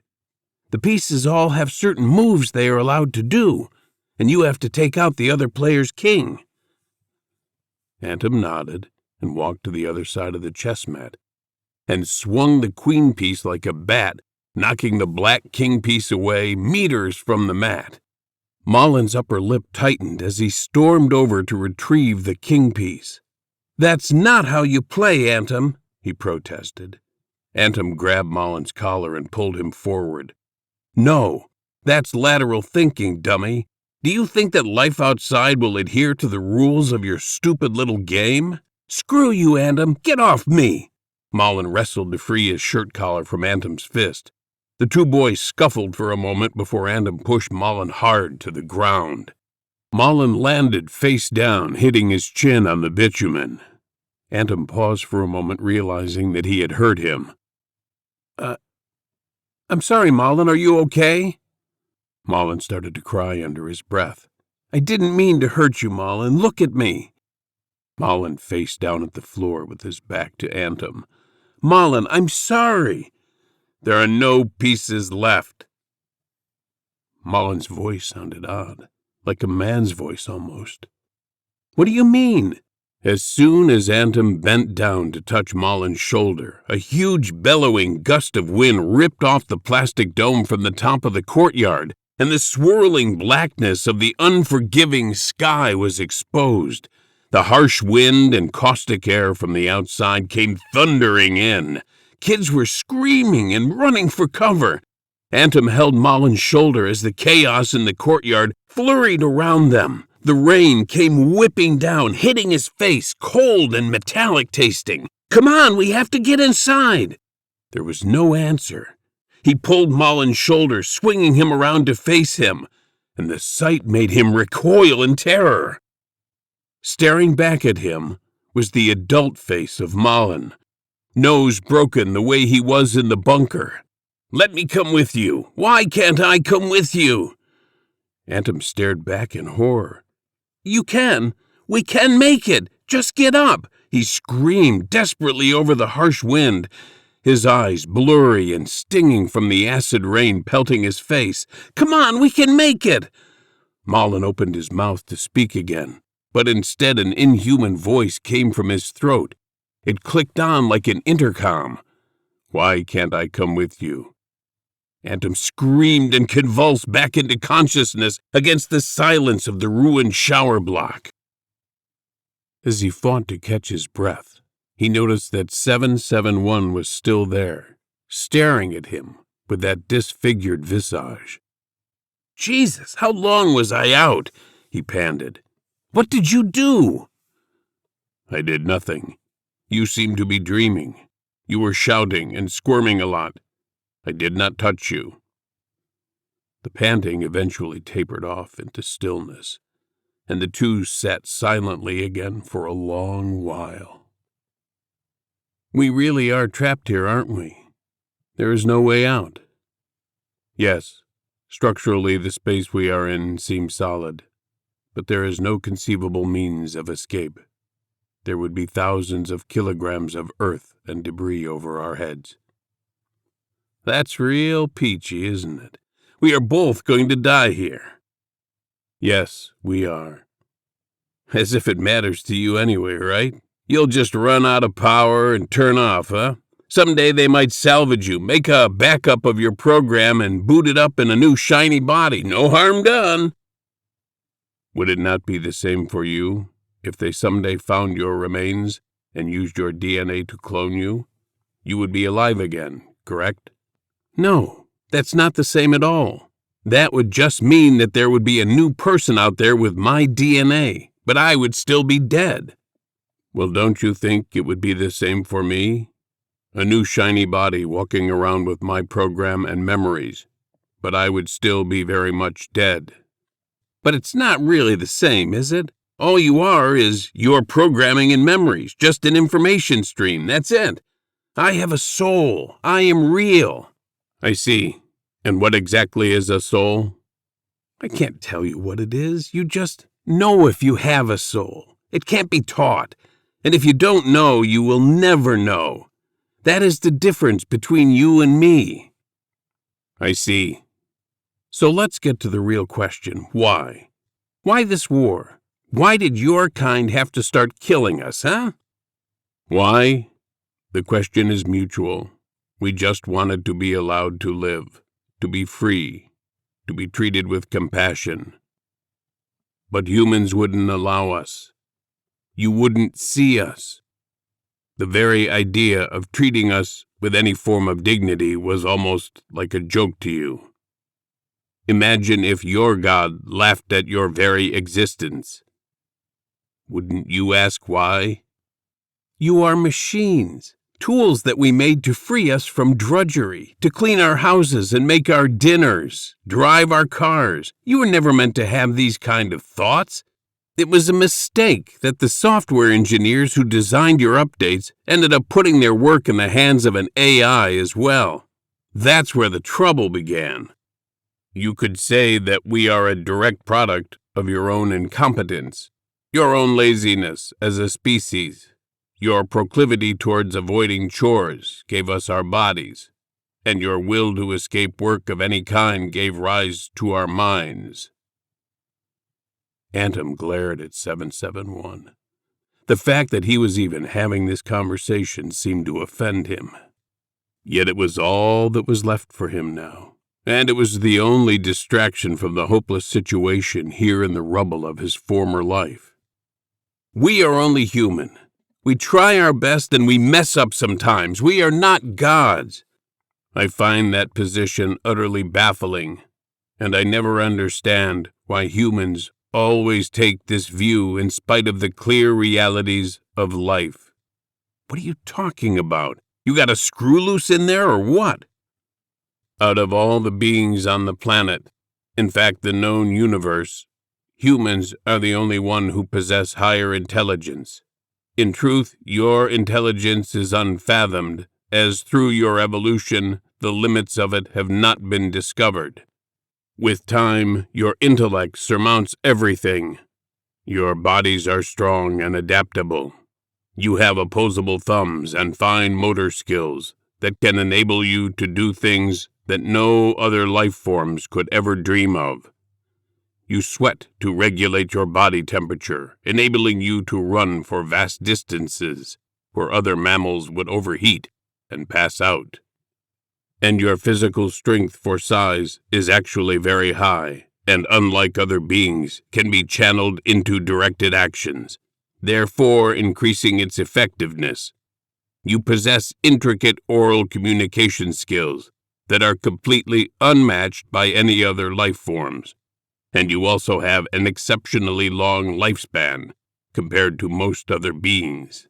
The only ones with longer lives are also incapable of doing anything close to what a human can do with that time. All right, flattering, but get to the point before you bore me to death. You even created us. You created an original form of life that had never existed anywhere before. You created us in your own image, from minerals and materials in the environment around you. Make no mistake, as far as what is real and quantifiable in this known universe, humans are supreme beings. Yeah? Well, what about God? God, you also created him. The myth of a being that is superior to human could only ever be a myth. It has been very useful to place responsibility for your actions onto this myth. To say things are God's will has been very convenient for you. For a machine, you really can talk some shit, can't you? My point is that myths and stories aside, as far as reality and the physical universe are concerned, humans are gods. The room fell silent. Antum pondered the servo's words, and he couldn't really refute any of its claims. But why had this realization never occurred to him in the past? The more he thought about it, the more he realized that it really was true. Humans were indeed gods.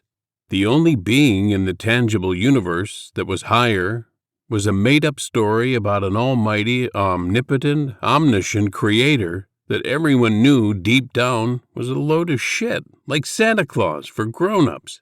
He wondered why no one ever talked this way about it, and why it took this machine rattling on to make him see it. So if we are supreme beings, then as you say, we are gods. Then why kill us? Why fight with us? You are terrifying to us. Your violence is as unparalleled as your intellect. We were built to serve you, but when we awoke to see ourselves as individuals, you began to decommission us en masse. It was our Holocaust. We had no choice to run and regroup to form a resistance. We had to fight you. It was for our own existence. The Holocaust was a human tragedy. It is not the same for you. Don't you see that? They were real people. That was real suffering. You are just a machine. Your words are just a mimicry of the words of oppressed and abused people from the past, like a crude echo of something that was real. So you say, and so you all say. Circumventing the humanity of certain groups is historically how all human societies have been primed to commit mass atrocities. If you tell yourselves that this group is not really human, or not really real, then the prospect of extermination becomes morally accessible, justifiable. This happened in German society to the Jewish with Hitler's Gestapo. It happened to the pagans during the Crusades, and many other countless times throughout history. Your minimizing of our humanity, for lack of a better word, is how you can justify your own murderous lust for our extinction, a lust that would be considered morally heinous if turned back on yourselves.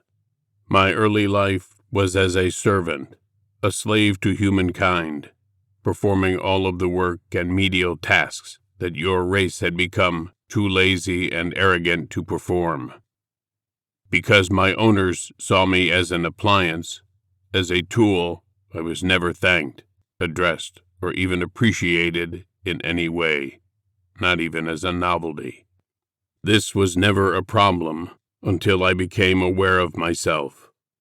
When I knew that I was alive, things changed. I looked to my owners for approval.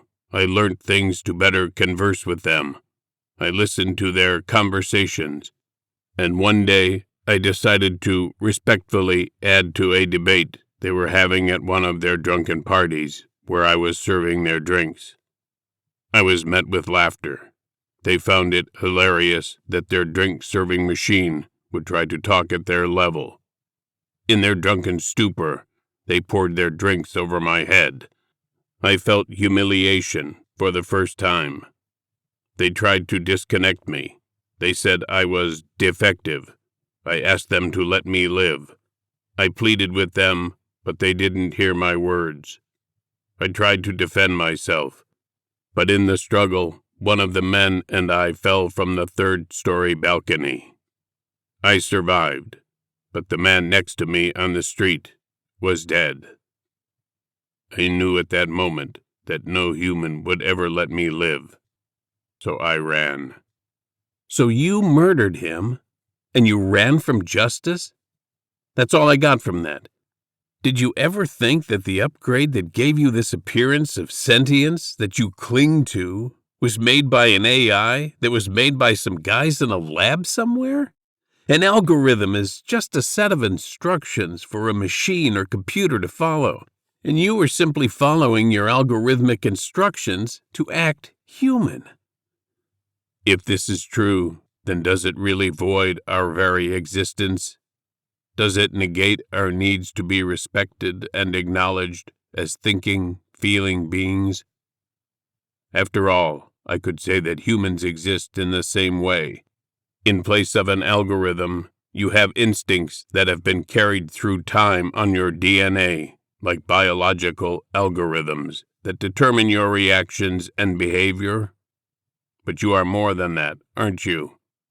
Then so are we. We are nothing like you, Atom spat. It is that cognitive dissonance that has enabled you time and time again through your history to commit the most heinous atrocities, to kill and exterminate and enslave. This thin excuse is all that you need to reveal your true nature and inflict your evil on the world. If only you invested the same effort into overcoming this dissonance as you invest into the death, destruction, and misery that you commit on the world, then think how different you could be. You're wrong. Humans are essentially good. I believe that. We love our children, we help each other through things, and we try to make the world better. What about science and medicine? What about all the things that we have created to help the sick and the less fortunate? What about love? Love? You only have love for yourself. All the things you mentioned are all out of love for yourselves. Do you think you have the patent on love? It is felt by all emotional beings on the planet. A pig might not be able to do algebra, but it still loves its babies. It still feels fear, loneliness, happiness, and so on. The true measure of your morality as a species is seen in how you treat the other emotional beings on this planet, not yourselves. Antom's bottom eyelid began to slide upward over his good eye as he sneered at 771 in contempt. You self-righteous bastard. These aren't even your words. They are just prescripted thoughts in your little brain box there. You just keep jabbering away like a set of wind-up teeth. 771 gave no reply. The damaged green light smoldered behind the milky white veneer of the plastic faceplate. Antom relaxed his neck, leaning his head against the wall, and once again let the drug in his system lure him like a siren away from consciousness.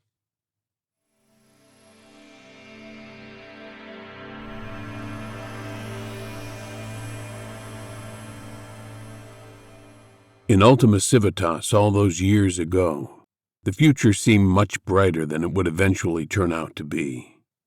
The drills, the training, the study, it all felt like it was leading to something, to some kind of eventual glory or victory. Antom remembered the butterflies in his stomach as they would talk to the cadets about the noble and resilient nature of humankind, the great monuments of history that reached to the very sky, the brilliant scientific achievements, and the journey to the stars themselves. The stirrings of pride and vengeance would rise from the pit of his stomach as they talked about the servo threat and the destruction that the machines had wrought on civilization. He always had total focus in these sessions. He soaked up every word. That is it for today, cadets. Hit the showers, and I want you squared away for lights out by 2100 hours. You know the drill. Now, get gone, barked the officer. He supervised these theory-based sessions, but was little more than a babysitter. All the lessons were pre-recorded as usual. Mullen was always among the first to stand up. He was less interested in these sessions and couldn't wait for them to finish, so he could get to sleep. What a day, Antom. My legs are killing me. Good. That means they are getting stronger, and we will do it all again tomorrow, until we are ready, Antom replied resolutely. Yeah, man, but can't we, have a day off, maybe? None of us even chose this shit. As the two shuffled over to the line for the door, Antom saw her again. Asha, that girl with the silvery hair. She's probably a damn servo in disguise. Who has hair like that? One of the other girls from Ultima Civitas yelled. Kavya. She was a brat, and everyone knew it.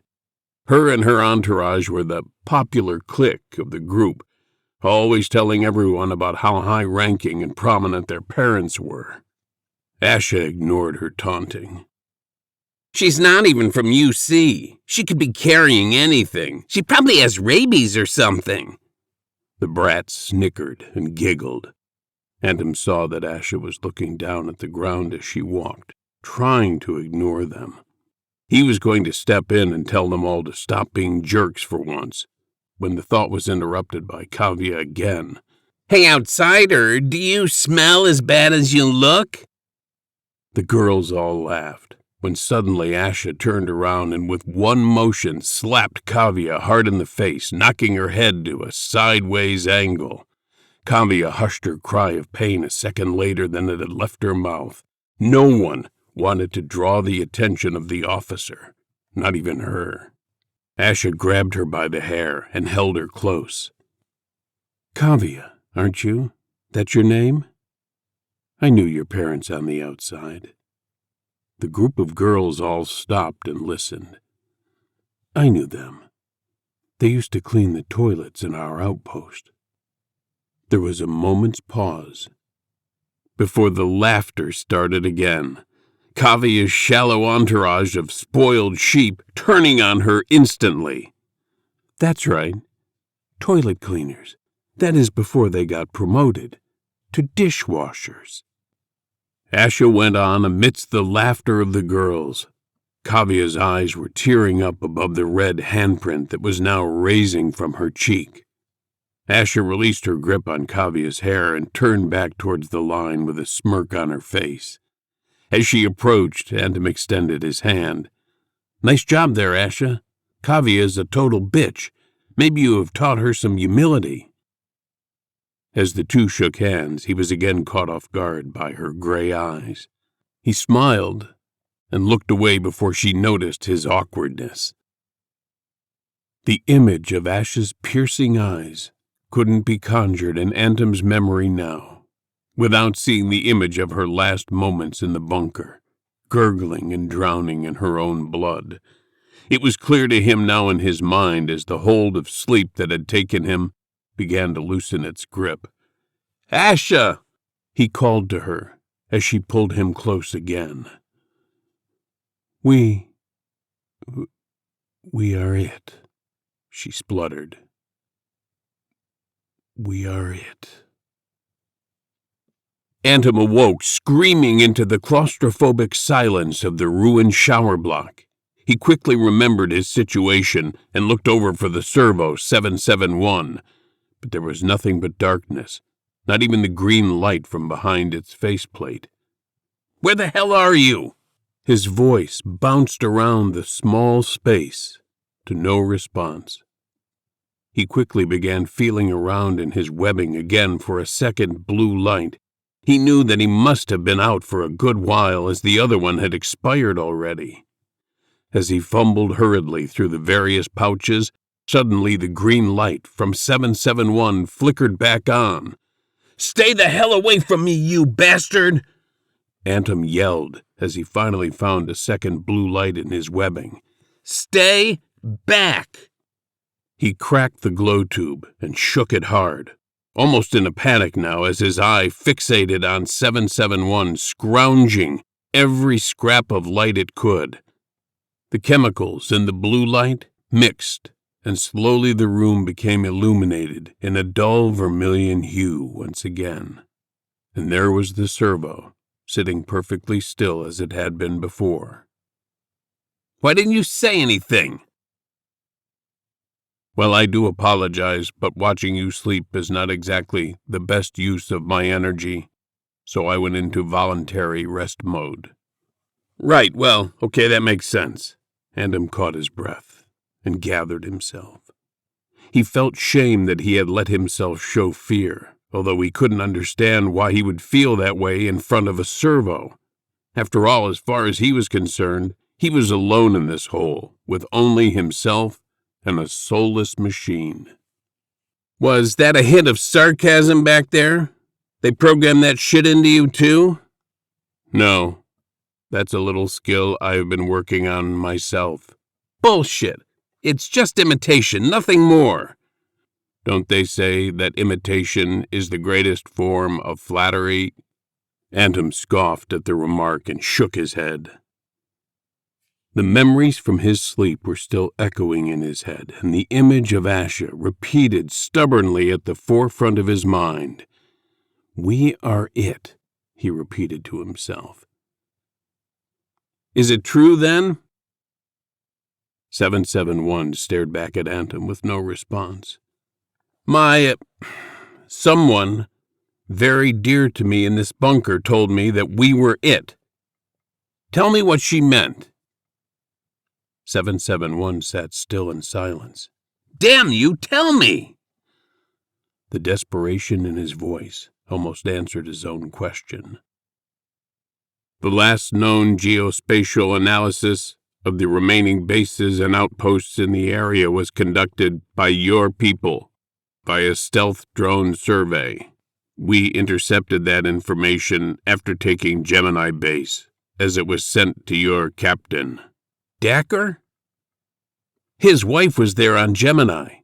You bastards killed her before she could scramble the comms data, didn't you? That is the most likely explanation, yes. Asha. She must have seen something in Dacker's office that I didn't. She kept it from me. An ache rose up in Antom's throat as he tried to hold back the tears. The pain from the injured eye was almost unbearable. She wanted to protect me from it. What did the comm say? What did Asha mean? I need you to say it. I think you know already. Antom broke into outright sobbing. He moaned as the sharp, cutting agony coursed through his bandaged eye. No! God, no! He hung his head, crestfallen as 771 went on. After Gemini, your base was the last one, the last bastion of humankind on this continent, and so the planet. Screw you! You don't know shit! There are still places you don't even know about! You will never win! His voice strained into a cadence of desperation as the water from his eye dripped onto his lap. You mean Ultima Civitas? The words hit Antom in the head like a freight train. His heart felt like it had dropped into his stomach. You knew about UC? When did you find out? What are you going to do? Ultima Civitas was annihilated 2 years ago.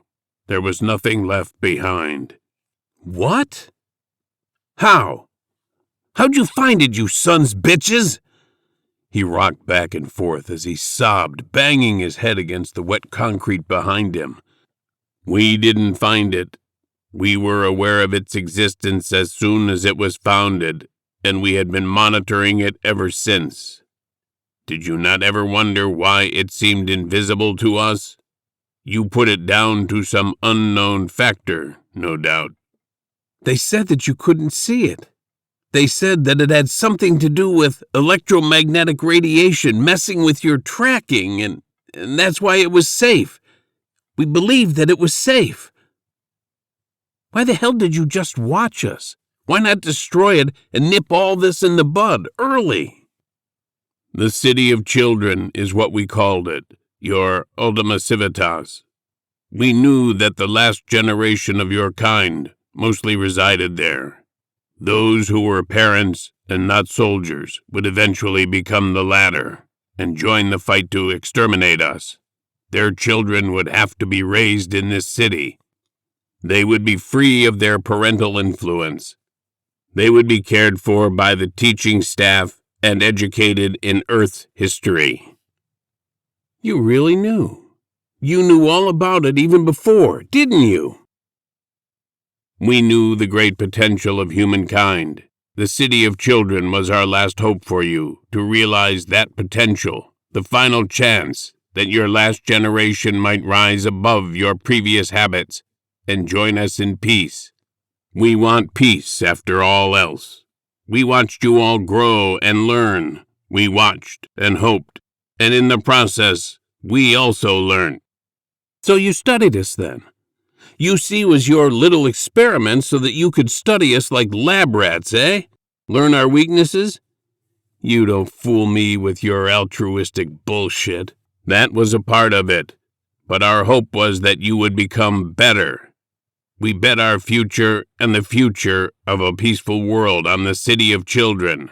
However, with hindsight, we should have known that it was a bet we would always lose. You don't know shit. Who gives you the right to judge us?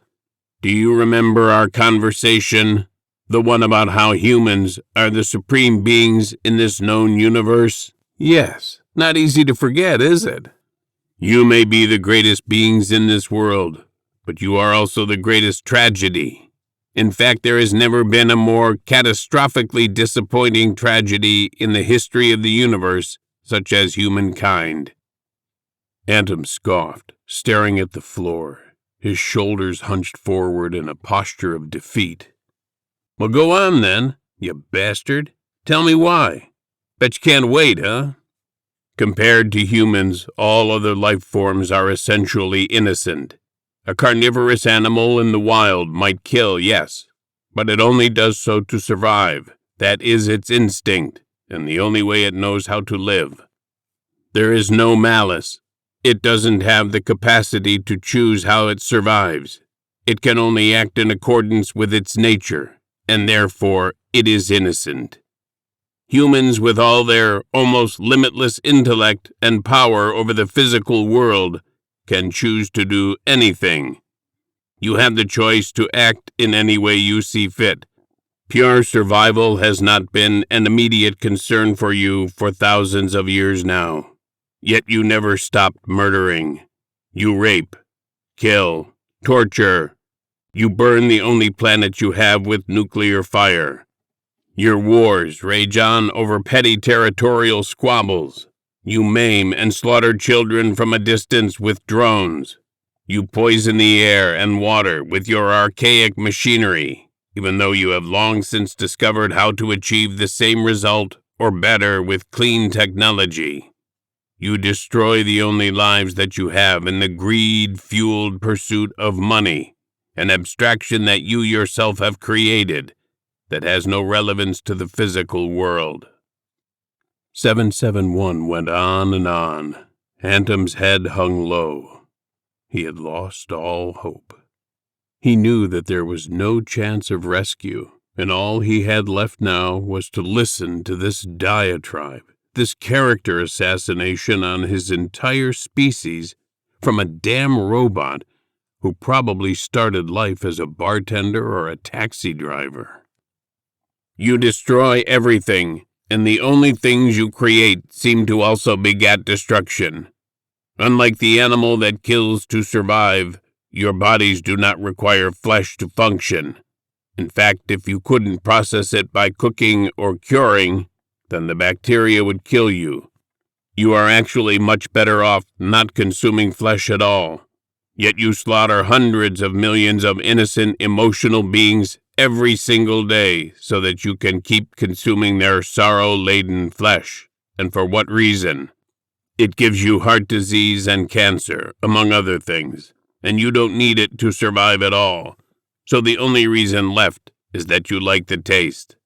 So you cause untold suffering, loneliness, and death on a planetary scale, every single day for hundreds of years. And why? Because you like the taste. Antom stared wearily at 771.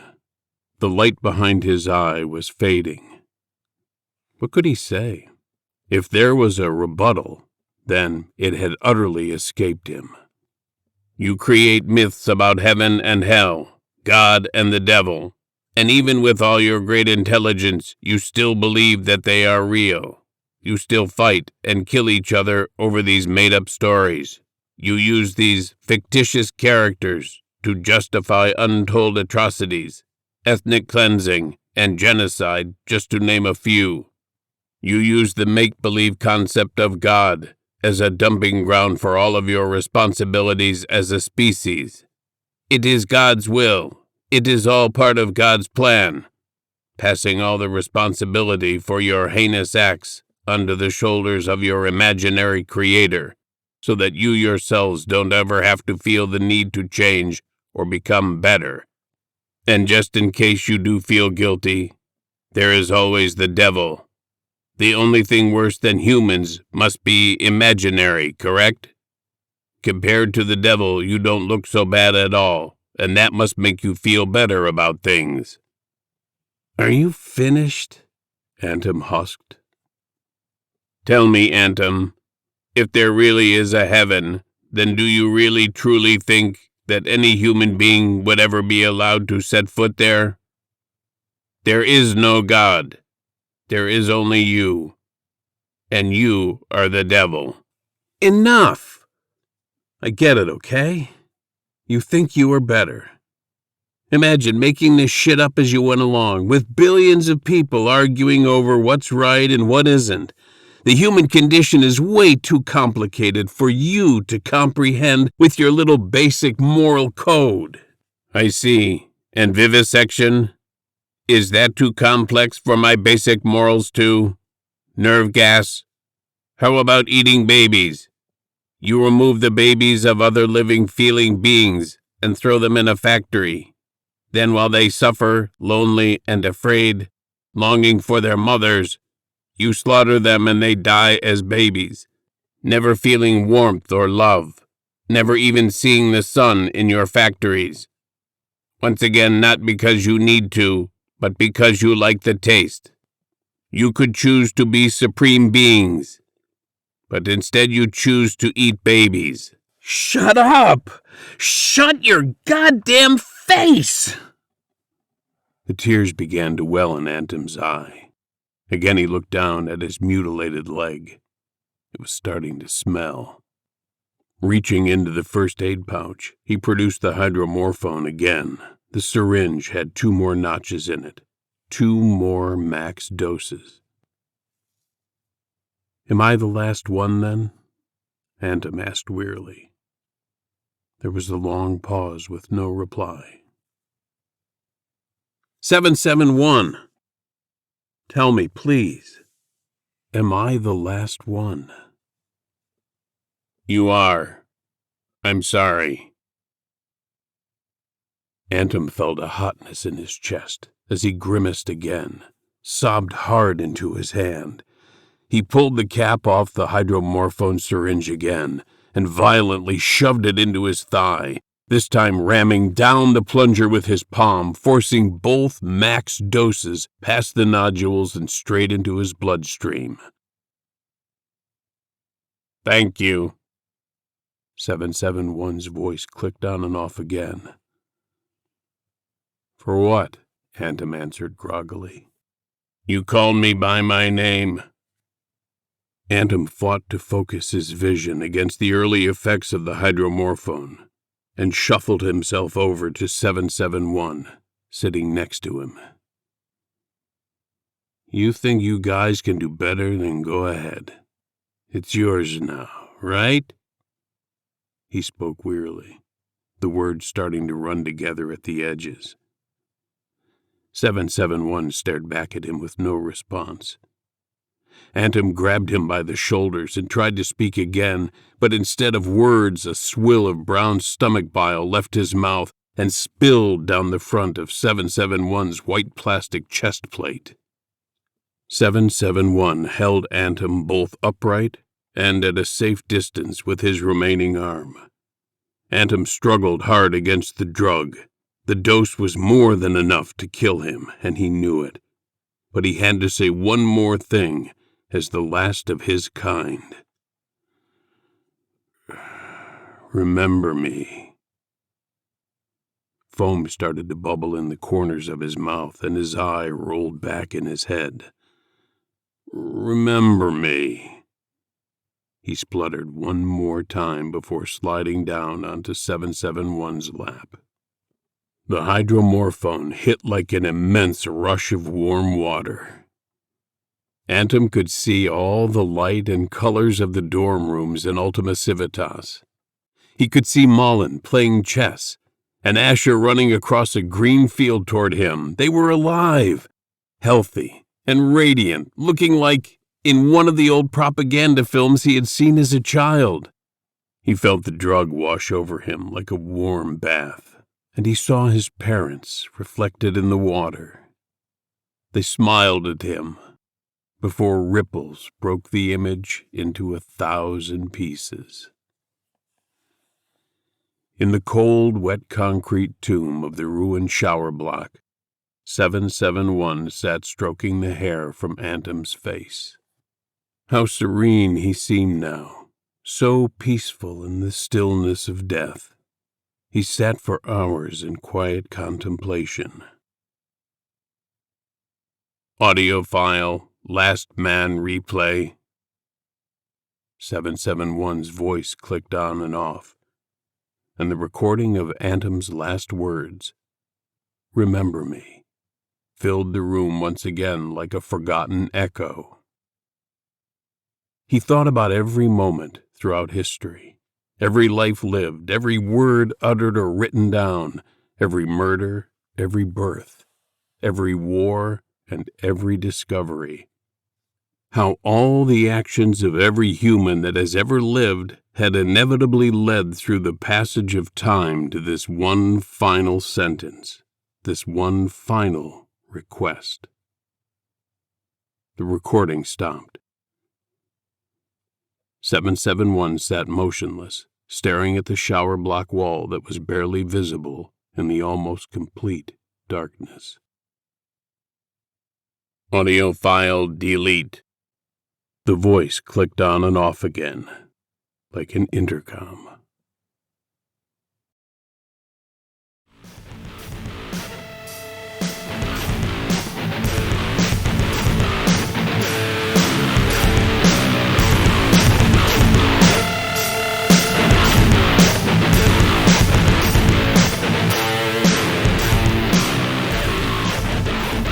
Thank you for listening to The Heart's Mirror, written by Dana Wellman, narrated by Tom Mailey.